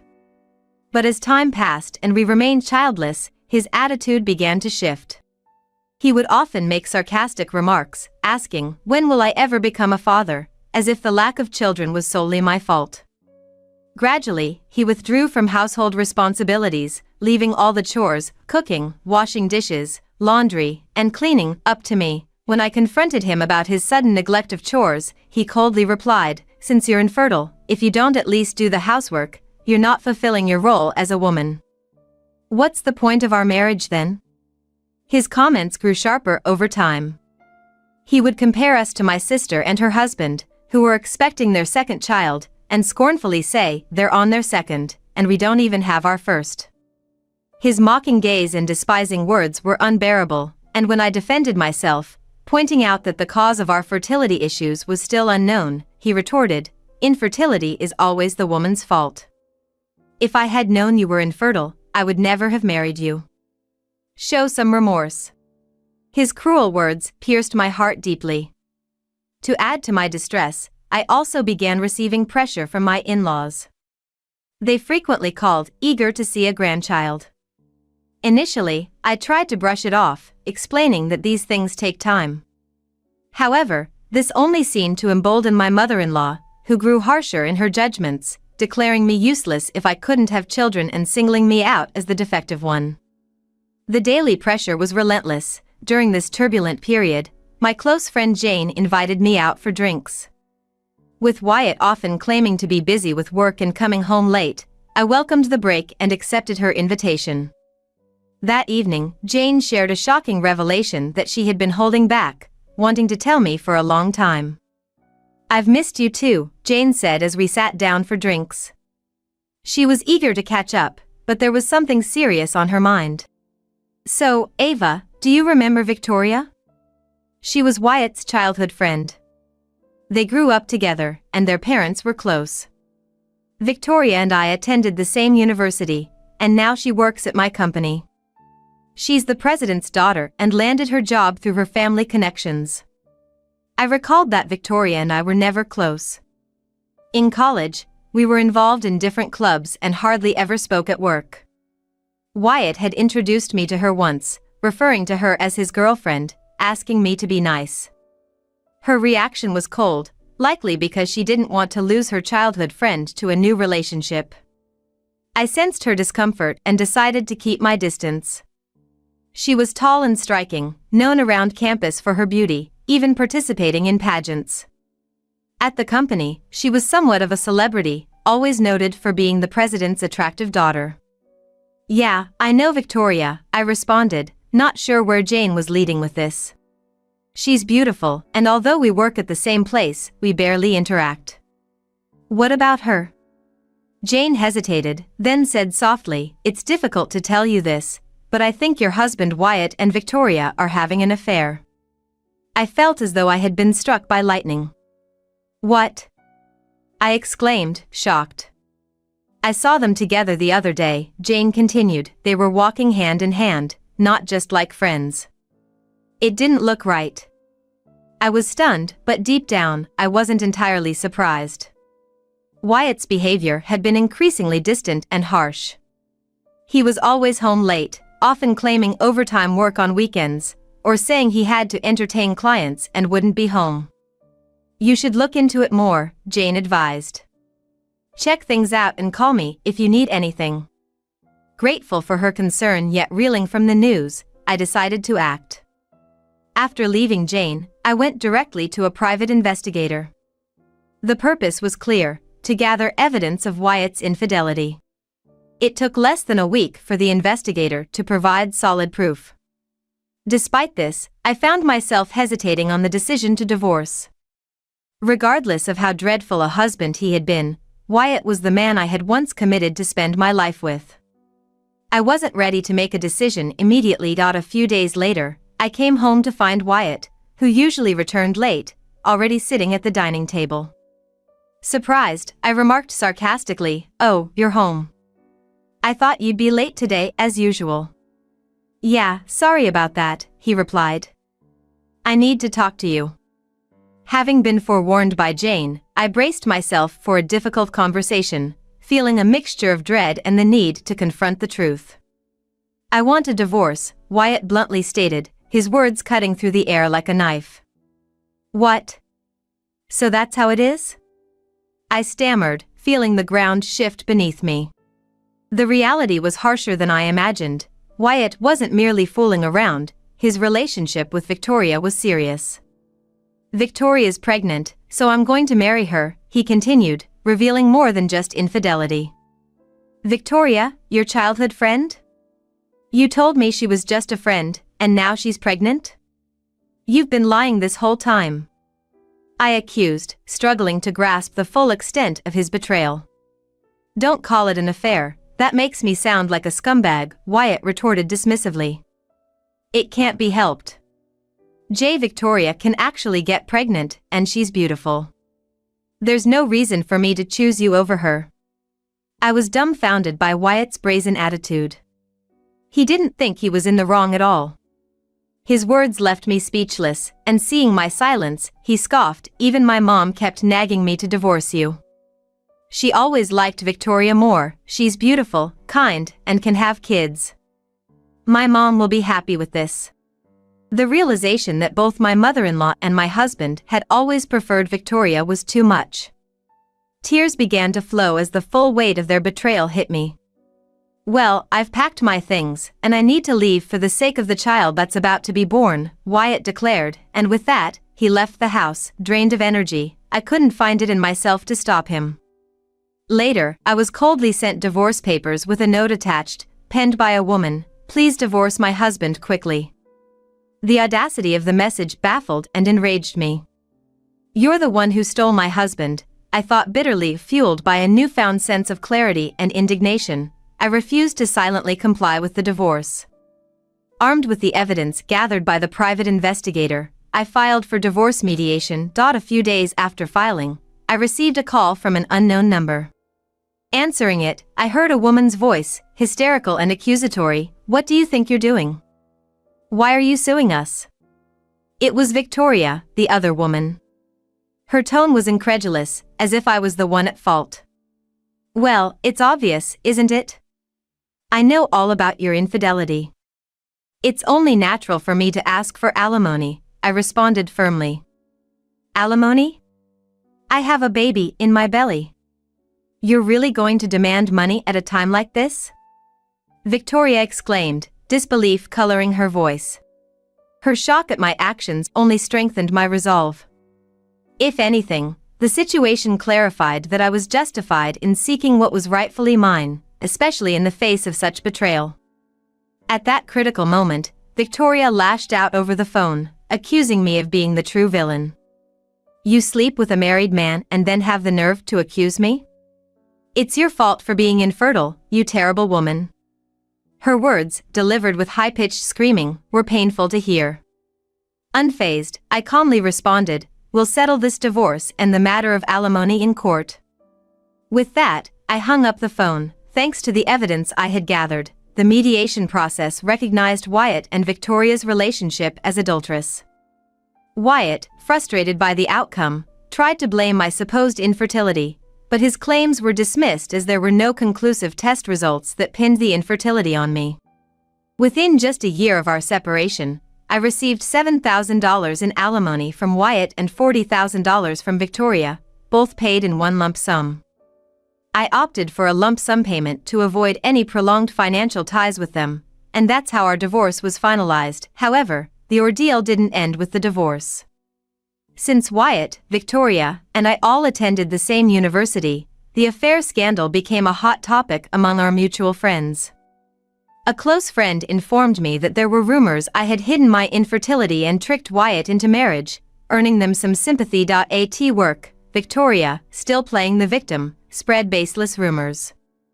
Being the boss's daughter and considered a beauty, she found it easy to sway opinions. She tearfully told colleagues, Ava is such a terrible person, taking alimony from us when we're about to have a child. Initially, I tried to ignore these accusations, but Victoria's privileged position meant she received preferential treatment. My boss even admonished me, saying, don't be mean to Victoria, and slowly, I was excluded from major projects. Feeling increasingly isolated and cornered, I made the difficult decision to resign. During my job search, I received a headhunting offer from another company. We need someone as diligent and talented as you, they said.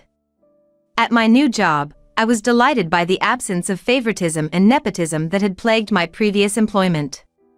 My new boss paid close attention to each employee, creating an environment where I could truly excel. It was in this new chapter of my career that I met Jonathan, my current husband. At a time when I was recovering from the traumatic split with my ex-husband, Jonathan provided me with unwavering support and understanding. His kindness was a beacon during one of the darkest periods of my life, helping me to rebuild and find happiness again. After several dinners where we not only discussed work but also delved into personal matters, Jonathan and I found our relationship blossoming into something more meaningful.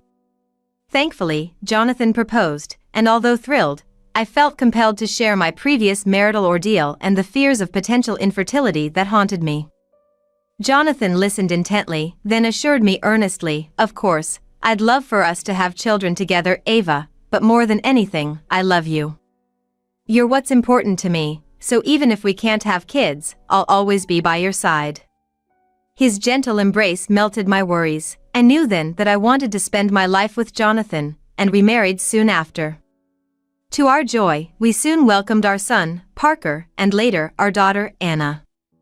Perhaps the issue with my ex-husband had been a matter of timing or compatibility. Years later, at a friend's wedding, I unexpectedly encountered my ex-husband, Wyatt, whom I hadn't seen in 19 years.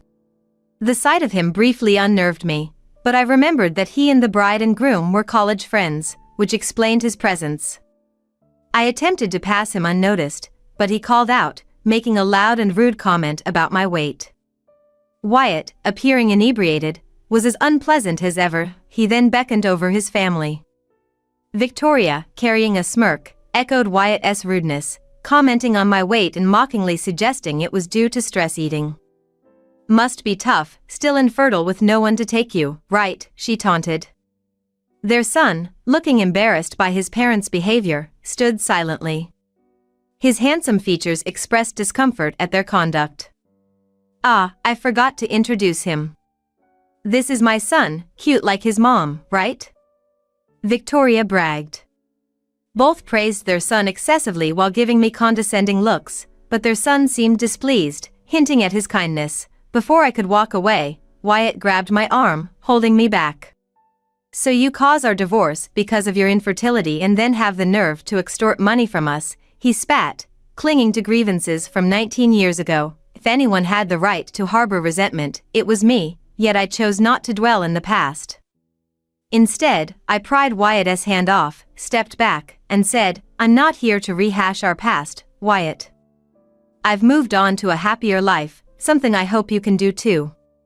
Turning away, I left them standing, focusing instead on the joy of my friend's wedding day and the beautiful family I had at home.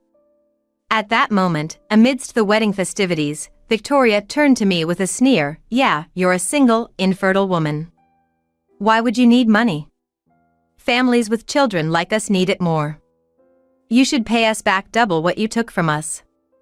I was stunned, rendered speechless by their audacity. Then, their son, observing the tension, spoke up. Single means unmarried, right?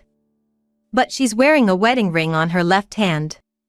His innocent observation caught Wyatt and Victoria off guard as they scrutinized the ring on my finger. Their shock escalated into loud exclamations, attracting the attention of nearby guests. I felt embarrassed by the scene unfolding but was unsure how to respond. At that moment, I noticed my children, Parker and Anna, approaching. You shouldn't be so loud at a celebration like this. It's disturbing others. Maybe you should be more considerate, Anna chided, her voice tinged with concern. Mom, who are these scary-looking people? Parker added, his tone unusually sharp. Mom, you're late coming back. Do you have kids? Parker asked, turning to me with a puzzled expression. Yes, I do. Let me introduce them.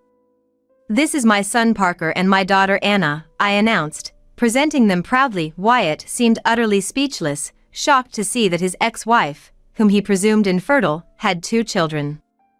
Victoria's gaze lingered on Parker, particularly noticing his uniform. That uniform, he came straight from school with his dad, she inquired, her voice laden with curiosity.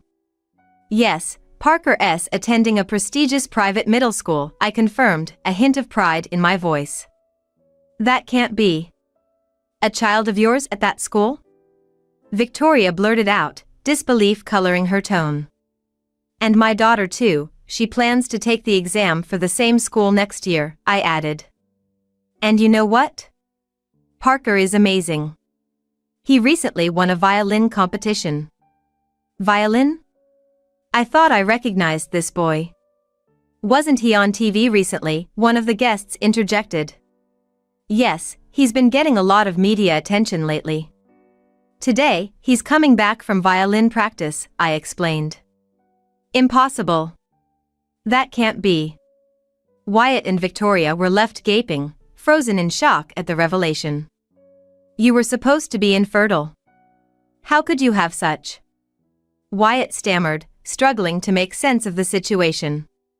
I'm glad to see you two seem happy. As you can see, I'm filled with happiness too. Let's not involve each other anymore. We have nothing to do with each other now, I stated calmly, ready to leave this awkward encounter behind. Just then, my husband Jonathan approached, sensing the tension. Hey, what's going on here? The main event is about to start again, he said, his presence immediately altering the atmosphere. Seeing Jonathan, Wyatt's face turned pale. President Smith, he muttered, disbelief evident in his voice. Victoria, too, turned white and trembled upon realizing who my husband was. Last year, my husband Jonathan became the CEO of the parent company of the company where Victoria's father works. He was exploring new job opportunities when the parent company reached out to him, and that's how he transitioned into this role. Jonathan was already a respected and accomplished man when we met there, he had been recommended by the outgoing CEO and smoothly took over the leadership position. Yeah, it's Smith, but what's with this atmosphere? What happened? Jonathan sensed the tension as he approached. At that moment, Parker spoke up, his voice filled with a mix of protectiveness and indignation. These people were saying mean things about our mom, calling her infertile and fat. So, Anna and I came to help her. It was then clear that Parker and Anna had overheard Wyatt and his wife, Victoria, making disparaging remarks about me. The word infertile seemed to strike a chord in Jonathan, and his expression darkened. He had heard rumors, but seeing their insensitivity firsthand was another matter. Wyatt, realizing the gravity of the situation, tried to backtrack. No, I mean, Mr. Smith, I would never say anything bad about your wife, right? Victoria, why are you causing so much trouble? She's just his wife, right? I was the one who got yelled at by my father and suffered a lot because you made me pay her money for our affair. I'll never forgive you. Victoria, frustrated and not understanding the implications, retorted, what are you saying? If he dislikes us, our subcontracting company is finished. Think about that. She argued with Wyatt, oblivious to how their actions were perceived. Amidst this chaos, Wyatt and Victoria's son, who had been quiet, finally burst out, stop it. Listening to you both is terrible. You're saying awful things about her, calling her fat and infertile, and now demanding money back? I'm ashamed. And what about this affair? Am I a child born out of an affair? Am I unwanted? His voice cracked with emotion, revealing the impact of his parents' behavior on him. Wyatt and Victoria fumbled for words, clearly unprepared for their son's outburst. Well, that's not, as I realized the guests were staring at us, Victoria, noticing their gazes, blushed and looked down. Despite everything, I couldn't help but feel a sense of pity for their son. He was a just and kind boy, innocent in all of this. Before I could offer comfort to their son, Jonathan stepped forward. Thank you. You stood up for my wife. You really are a kind boy, he said, gently patting the boy's head. I followed with a smile. But maybe I am a bit overweight. That's not true. Well, actually, I'm pregnant. My belly is getting bigger, I said, stroking my belly. I was currently pregnant with our third child and on maternity leave. Seeing the boy with tears in his eyes, I added, your mom took great care of you in her belly, just as I hope to do for our new child. Seeing the emotional turmoil their son was enduring, I couldn't help but soften. You're not unwanted, you know. Your parents love you and are proud of you, right? I said, looking towards Wyatt and Victoria for confirmation. The boy turned to them, his eyes searching for the truth. Really? He asked in earnest. In a rush, both Wyatt and Victoria nodded vigorously. Yes, you're our pride and joy. Absolutely, you mean everything to us, they exclaimed, their voices filled with a sudden urgency to affirm their affection. At their response, the boy's face lit up with a wide smile. Seeing his happiness brought me a sense of relief. Let's just remember that today is a day for celebration. Let's all head back to our seats, I suggested, aiming to dissolve the lingering tension. Each family then returned to their respective seats, and the turbulent scene settled down as the wedding festivities resumed. As the wedding concluded and we were heading to the station, Wyatt and Victoria approached us, this time holding hands with their son. Parker and Anna, who had earlier been quite protective of me, seemed ready to confront the two again, but Jonathan diffused the situation with a wry smile. We're sorry. We're really sorry. It's too late, but for everything before and for today, we're truly sorry. And thanks for earlier, for our son, Wyatt said, his voice carrying a hint of sincerity I hadn't heard in over 19 years. It was the first apology I had received from them since our tumultuous past. Maybe, just maybe, having a child had brought a slight change in them, I chuckled, partly in disbelief. Really, it's too late now. Well then, I replied, turning to walk away. Parker stepped up to carry my bags, and Anna draped her jacket over my shoulders, both actions a gentle reminder of their consideration for my pregnancy. "All right, how about we make Dad's favorite hamburgers for dinner tonight?" I suggested, looking down at Parker and Anna, who beamed in agreement. "Yay! Thank you," they cheered, with a heart committed to protecting the smiles of my beloved family. I walked away, leaving behind the pains of the past and stepping into a future filled with love and the promise of new beginnings.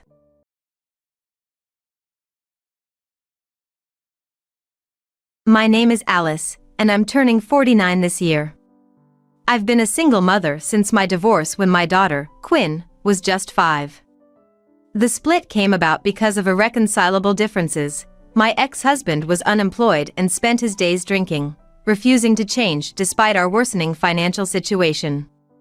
After the divorce, which left me without child support or alimony, I was determined to forge a better life for Quinn and myself. Initially, I took on work-from-home jobs that allowed me to be there for Quinn. The jobs were tough, with long hours and low pay, but we managed. As Quinn grew up and started working, I found more time to dedicate to my passion for crafting, eventually turning it into the creative crafter business. Life took a happier turn when Quinn got engaged. Her fiancé, Jackson, is her boss and 5 years her senior. From the photo Quinn showed me, Jackson seemed responsible, a stark contrast to her father. One evening, Quinn came to me hesitantly after dinner, wanting to discuss her engagement. She seemed nervous but relieved when I expressed my support. She then asked if I could meet Jackson before their wedding to get a sense of who he was. I agreed, eager to see the man who had won my daughter's heart. The meeting was set for the following Sunday. I was nervous but hopeful. Just before 10:35 a.m., the doorbell rang, and there stood Quinn and Jackson, who greeted me politely. He even brought famous brand sweets, which was a thoughtful gesture. However, the pleasant mood was soured at a pre-wedding event when Victoria, Jackson's mother, made a disparaging comment. As I was served tea and biscuits, she laughed coarsely and remarked, "Water's good enough for poor folks." I was stunned by her vulgarity, and I couldn't hide my discomfort. Anna, Jackson's sister, looked at me with a pale face, perhaps embarrassed by her mother's behavior. Despite this, I managed a slight smile, but inside, I felt deeply humiliated. Through all the ups and downs, my resolve remains strong. I am Alice, a mother, a survivor, and now, the creative crafter businesswoman. Despite the challenges, I'm determined to live life on my terms and support my daughter's happiness in any way I can. Jackson arrived with a thoughtful gift and shared the charming story of how he met Quinn, his enthusiasm drawing a bashful blush from her. "Jackson, stop it, you're embarrassing me," Quinn chuckled, her cheeks tinged with red. Witnessing this light-hearted moment felt refreshing and filled me with joy. However, the atmosphere shifted abruptly when Jackson, looking around curiously, asked, "Is your father at work today?" His puzzled expression caught me off guard, and I noticed Quinn's face lose color. She hadn't told him about her upbringing by a single mother. In traditional circles, being raised by a single mother often attracts undue prejudice. I felt a knot tighten in my stomach as I prepared to explain our situation to Jackson. "Quinn might not have mentioned this, but I'm divorced, and I raised her alone," I said, watching his smile momentarily falter to a blank stare. "What's wrong?" I asked, a wave of anxiety washing over me. Jackson quickly recovered, his smile returning as he reassured me, "It's nothing, please don't worry." His swift recovery left me puzzled, but I chose not to delve deeper. The conversation moved on, and Quinn began to excitedly discuss wedding plans. "What kind of dress should I choose? What color do you think would suit me, Mom?" she asked with sparkling eyes. I suggested she choose whatever color she loved most, but internally, I couldn't shake the unease from Jackson's initial reaction. Concerned that his family might hold conservative views about single parenthood, I later asked Quinn what Jackson had said about us on their way back. She gave me a puzzled look and responded, "He didn't say anything special, huh, Mom? Aren't you worrying too much?" Although reassured, I couldn't completely dismiss my apprehensions. My fears were confirmed one night when Quinn came home looking unusually somber. "Mom," she called out in a troubled tone that was rare for her usually optimistic demeanor. Why such a gloomy face? Did something happen? I asked, surprised by her distressed appearance. After a moment of hesitation, Quinn revealed, actually, it seems Jackson's family isn't too pleased about our marriage. Her voice trembled slightly. Why? I pressed, sensing her sadness deepen. Because we're a single mother family. They think Jackson will struggle because we're poor and from a single-parent home, she explained, the hurt evident in her eyes.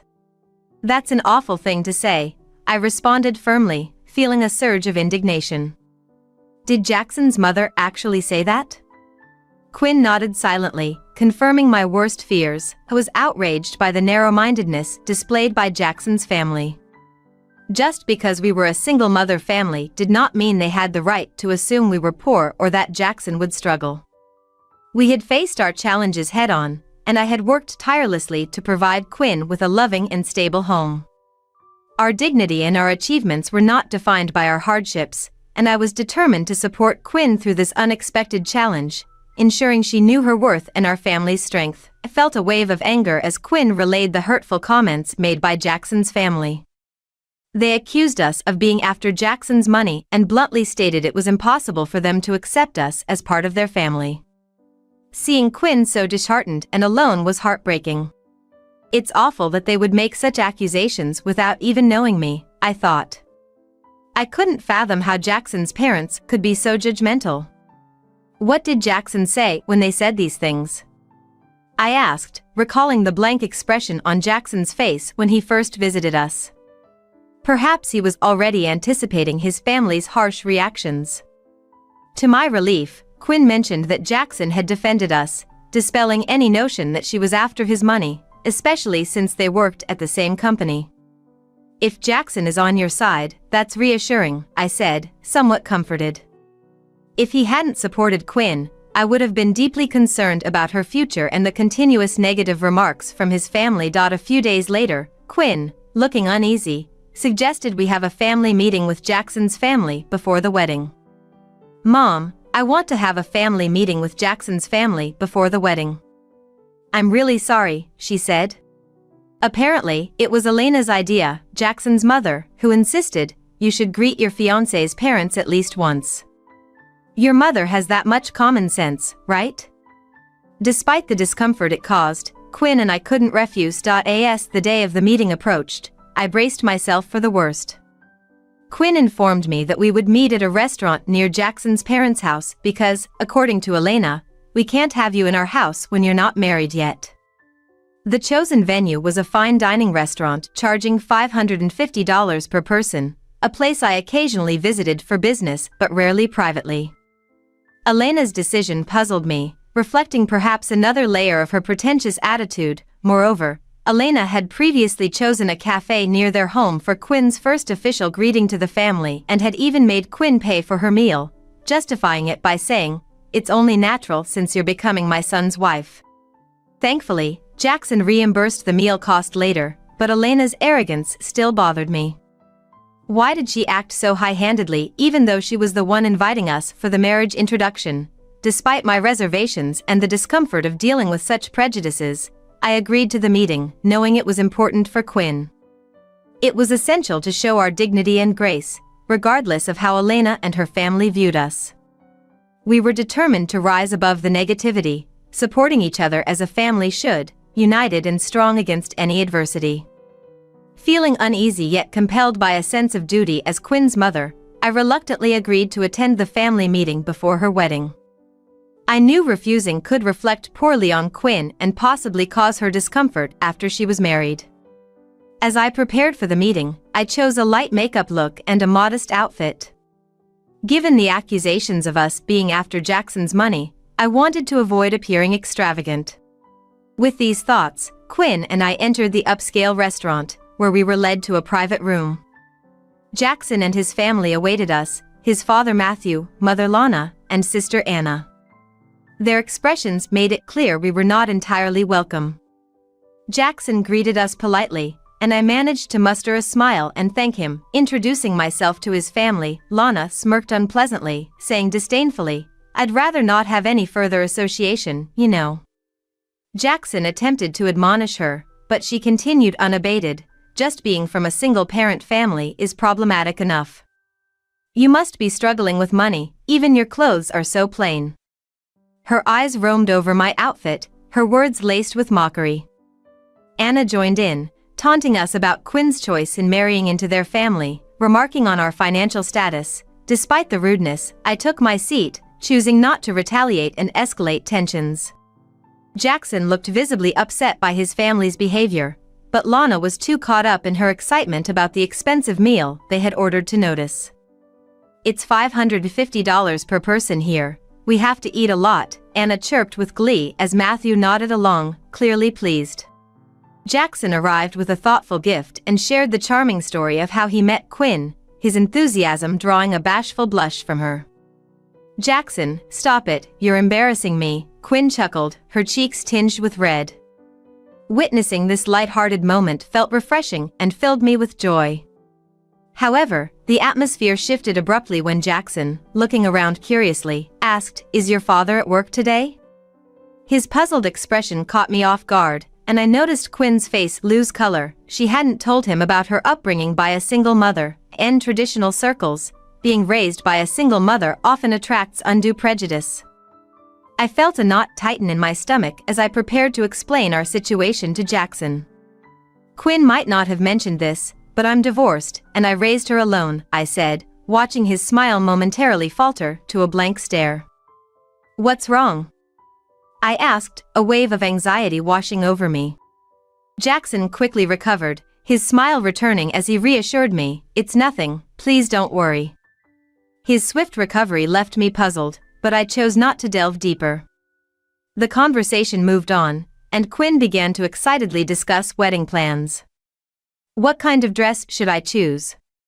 What color do you think would suit me, Mom? She asked with sparkling eyes. I suggested she choose whatever color she loved most, but internally, I couldn't shake the unease from Jackson's initial reaction. Concerned that his family might hold conservative views about single parenthood, I later asked Quinn what Jackson had said about us on their way back. She gave me a puzzled look and responded, "He didn't say anything special, huh, Mom? Aren't you worrying too much?" Although reassured, I couldn't completely dismiss my apprehensions. My fears were confirmed one night when Quinn came home looking unusually somber. "Mom," she called out in a troubled tone that was rare for her usually optimistic demeanor. "Why such a gloomy face? Did something happen?" I asked, surprised by her distressed appearance. After a moment of hesitation, Quinn revealed, "Actually, it seems Jackson's family isn't too pleased about our marriage." Her voice trembled slightly. "Why?" I pressed, sensing her sadness deepen. "Because we're a single mother family. They think Jackson will struggle because we're poor and from a single-parent home," she explained, the hurt evident in her eyes. "That's an awful thing to say," I responded firmly, feeling a surge of indignation. "Did Jackson's mother actually say that?" Quinn nodded silently, confirming my worst fears. I was outraged by the narrow-mindedness displayed by Jackson's family. Just because we were a single-mother family did not mean they had the right to assume we were poor or that Jackson would struggle. We had faced our challenges head-on, and I had worked tirelessly to provide Quinn with a loving and stable home. Our dignity and our achievements were not defined by our hardships, and I was determined to support Quinn through this unexpected challenge, ensuring she knew her worth and our family's strength. I felt a wave of anger as Quinn relayed the hurtful comments made by Jackson's family. They accused us of being after Jackson's money and bluntly stated it was impossible for them to accept us as part of their family. Seeing Quinn so disheartened and alone was heartbreaking. It's awful that they would make such accusations without even knowing me, I thought. I couldn't fathom how Jackson's parents could be so judgmental. What did Jackson say when they said these things? I asked, recalling the blank expression on Jackson's face when he first visited us. Perhaps he was already anticipating his family's harsh reactions. To my relief, Quinn mentioned that Jackson had defended us, dispelling any notion that she was after his money, especially since they worked at the same company. "If Jackson is on your side, that's reassuring," I said, somewhat comforted. If he hadn't supported Quinn, I would have been deeply concerned about her future and the continuous negative remarks from his family. A few days later, Quinn, looking uneasy, suggested we have a family meeting with Jackson's family before the wedding. "Mom, I want to have a family meeting with Jackson's family before the wedding." "I'm really sorry," she said. Apparently, it was Elena's idea, Jackson's mother, who insisted, "You should greet your fiancé's parents at least once. Your mother has that much common sense, right?" Despite the discomfort it caused, Quinn and I couldn't refuse. As the day of the meeting approached, I braced myself for the worst. Quinn informed me that we would meet at a restaurant near Jackson's parents' house because, according to Elena, we can't have you in our house when you're not married yet. The chosen venue was a fine dining restaurant charging $550 per person, a place I occasionally visited for business but rarely privately. Elena's decision puzzled me, reflecting perhaps another layer of her pretentious attitude. Moreover, Elena had previously chosen a cafe near their home for Quinn's first official greeting to the family and had even made Quinn pay for her meal, justifying it by saying, "It's only natural since you're becoming my son's wife." Thankfully, Jackson reimbursed the meal cost later, but Elena's arrogance still bothered me. Why did she act so high-handedly even though she was the one inviting us for the marriage introduction? Despite my reservations and the discomfort of dealing with such prejudices, I agreed to the meeting, knowing it was important for Quinn. It was essential to show our dignity and grace, regardless of how Elena and her family viewed us. We were determined to rise above the negativity, supporting each other as a family should, united and strong against any adversity. Feeling uneasy yet compelled by a sense of duty as Quinn's mother, I reluctantly agreed to attend the family meeting before her wedding. I knew refusing could reflect poorly on Quinn and possibly cause her discomfort after she was married. As I prepared for the meeting, I chose a light makeup look and a modest outfit. Given the accusations of us being after Jackson's money, I wanted to avoid appearing extravagant. With these thoughts, Quinn and I entered the upscale restaurant, where we were led to a private room. Jackson and his family awaited us, his father Matthew, mother Lana, and sister Anna. Their expressions made it clear we were not entirely welcome. Jackson greeted us politely, and I managed to muster a smile and thank him. Introducing myself to his family, Lana smirked unpleasantly, saying disdainfully, "I'd rather not have any further association, you know." Jackson attempted to admonish her, but she continued unabated, "Just being from a single-parent family is problematic enough. You must be struggling with money, even your clothes are so plain." Her eyes roamed over my outfit, her words laced with mockery.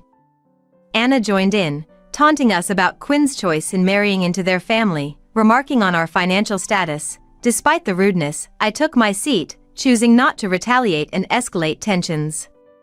Jackson looked visibly upset by his family's behavior, but Lana was too caught up in her excitement about the expensive meal they had ordered to notice. "It's $550 per person here. We have to eat a lot," Anna chirped with glee as Matthew nodded along, clearly pleased. The staff then served a colorful array of amuse-bouches, which looked delightful. However, to my dismay, only a glass of water was placed before me, a stark contrast to the lavish dishes enjoyed by the rest. As I contemplated calling the staff back, Anna and Lana laughed mockingly. Quinn, noticing the oversight, looked at me with concern. Then Lana cruelly jested, "Poor people are fine with just water." Laughing crudely, frustrated and feeling insulted, I confronted Lana. "What does this mean?" I demanded, my voice steady despite the irritation bubbling inside. The in-laws had invited us to this ostentatious meal, yet clearly, they had no intention of treating us as equals.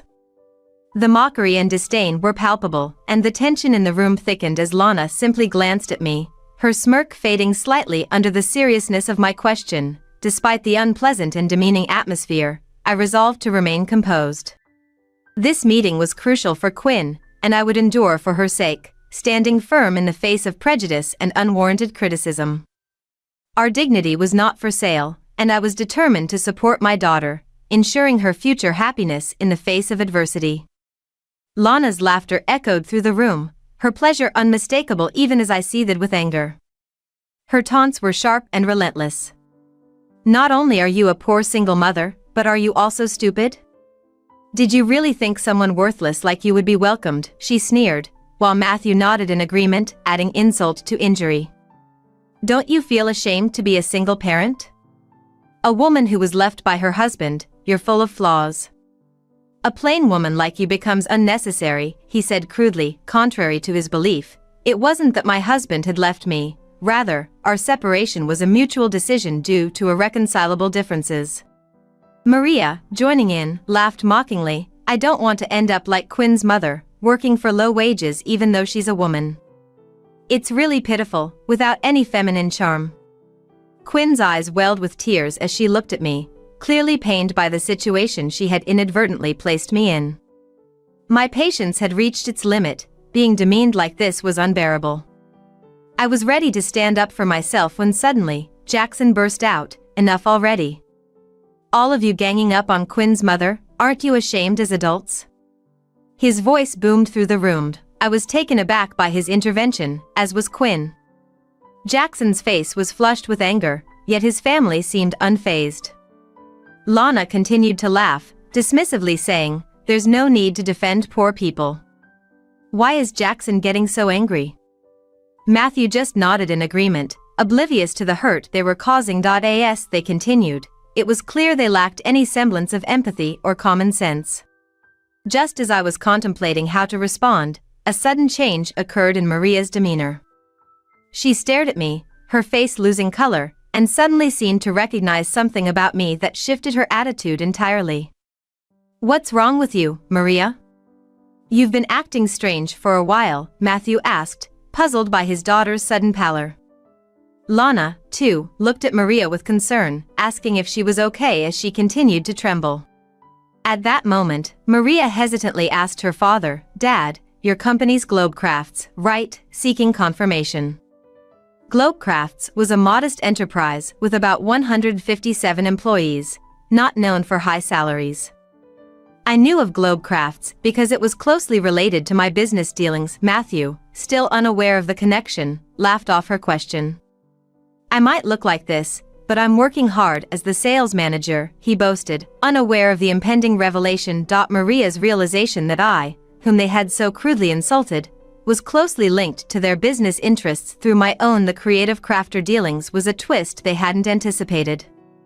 The room fell silent as the implications of their rudeness and prejudice began to dawn on them, and for the first time that evening, the smugness on Lana and Matthew's faces began to falter. Matthew's laughter filled the air as he claimed, I used my connections to get you a part-time job at our company, didn't I?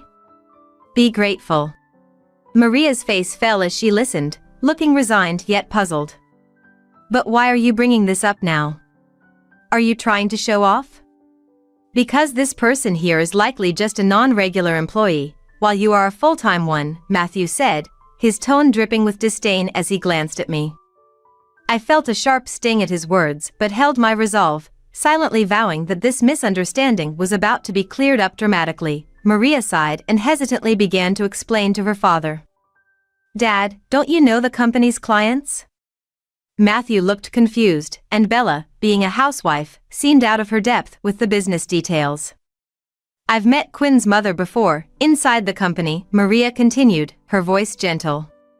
She was wearing more makeup then, and I didn't recognize her right away. Matthew, still perplexed, responded, inside the company? I'm sure I remember the faces of the employees, including part-timers, but there's no older woman like that. I bristled at being referred to as an older woman, but Matthew was too wrapped up in his confusion to notice. Maria, seeing her father's befuddlement, softly apologized to me. Quinn's mother, I'm really sorry for what happened. Her apology seemed to agitate the in-laws further. Why apologize? There's no need to say sorry to such a poor person, Bella snapped, with Matthew echoing, right, don't you have any pride, apologizing to someone like her? Ignoring her parents, Maria turned to them with resolve. Dad, Mom, Quinn's mother is actually very wealthy, much wealthier than Dad could ever be.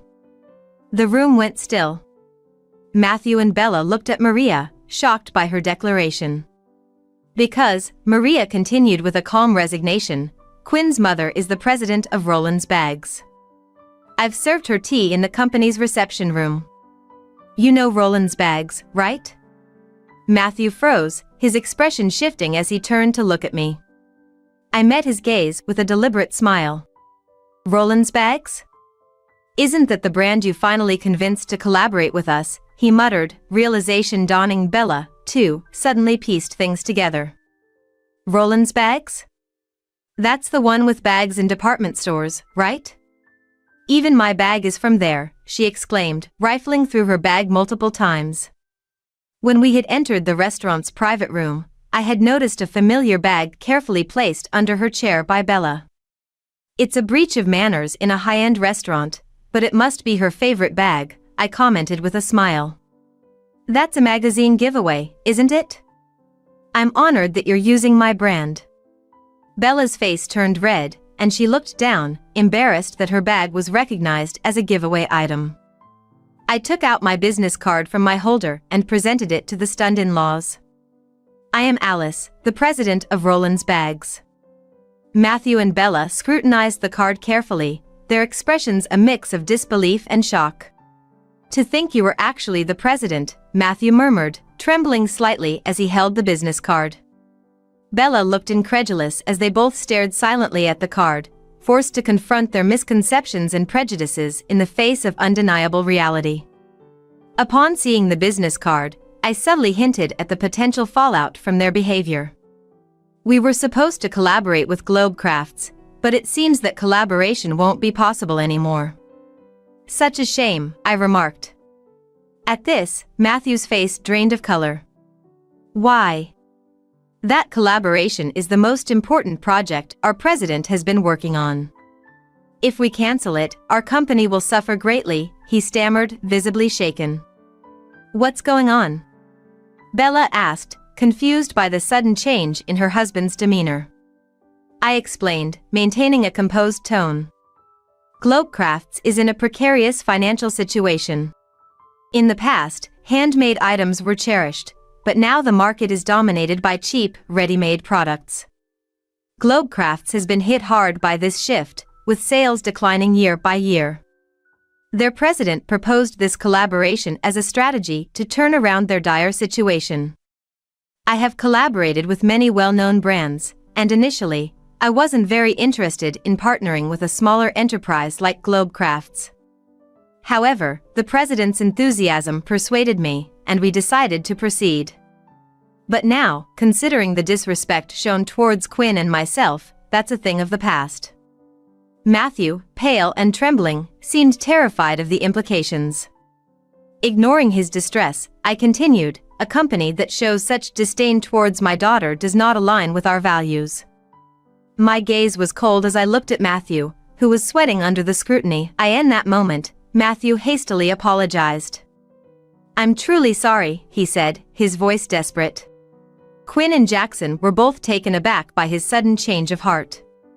However, his apology didn't resonate with me. It felt insincere, a knee-jerk reaction to protect his interests rather than genuine remorse. An apology now, after you've demeaned us? To think that would suffice. I responded icily, conveying my disdain for his superficial contrition. Realizing his apology was failing to sway me, Matthew quickly stood up, his actions feeling more like a performance than a genuine gesture of reconciliation. Bella, bewildered, attempted to smooth things over with a flippant comment. We're going to be family, so you'll forgive us, right? She then added, almost casually, I'm a big fan of Roland's Bags. Since we're family, I'll get some products for free, right? I was stunned by her audacity. Before I could respond, Jackson interjected, his expression stern and disapproving. Mom, that's too convenient, he admonished her sharply. Bella, seemingly oblivious to the inappropriateness of her request, continued, why not? There must be plenty of stock, right?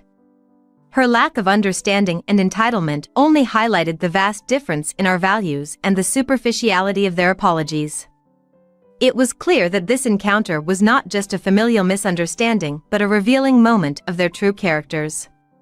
Matthew's mood soured further, and Maria cast a worried glance at Elena as I firmly told her, Our products are not just free giveaways. After all, you are essentially strangers to us. Elena looked visibly frustrated by my words. But Quinn and Jackson are getting married, so we are family. A family should support each other financially. You're the president, after all, she argued with a straight face, despite having previously mocked us for our supposed poverty. Jackson's patience finally snapped at Elena's unabashed greed. Mom, you changed your attitude just because you found out Quinn's mom is a company president. Aren't you ashamed? His face was flushed with indignation as he confronted Elena. However, she laughed it off, unfazed. It doesn't matter. A president must have more money than they know what to do with, right? Share a little with us, she said nonchalantly. I responded quietly to Elena, even if Quinn and Jackson get married, I have no intention of forming any ties with you. Elena, taken aback, tried to cozy up to me. Don't say that. Once Jackson gets married, we'll be family. So giving away a bag or two shouldn't be a problem. As I was about to respond, Jackson stepped between us. He looked troubled and admitted, I knew Alice was the president and kept silent, knowing my parents would pester her if they found out. Matthew looked regretful upon hearing this. You knew? If you had told me, I would have acted just like Mom, right? Jackson interjected, his gaze icy. Matthew's frustration boiled over. Keep this up, and you're disowned. Quinn was puzzled by the tense exchange. Jackson sighed and declared, I'm fine with being disowned. I'll sever ties with you all. I don't need a family that disregards Quinn and Alice. Elena collapsed in tears, while Matthew and Maria stood dumbfounded. The thought of being disowned by their beloved son was clearly devastating, but it was a consequence of their own actions. I want to cherish Quinn going forward, Jackson continued, his voice firm. I don't need a family that can't respect us. As he spoke, Quinn added, supporting our stance, we won't even tell you if we have children. Bella, amidst tears, pleaded, please spare us that agony. But Jackson was resolute. Being a family isn't just about ties, it's about respect and love. Matthew and Maria, their faces marked with desperation, tried to appeal to us, but Quinn, Jackson, and I left the restaurant, leaving them to their regrets. The next day, I informed the president of Globecrafts that I wanted to cancel our collaboration due to the disdain shown by Matthew and Maria. Although the president tried to persuade me multiple times, I stood firm.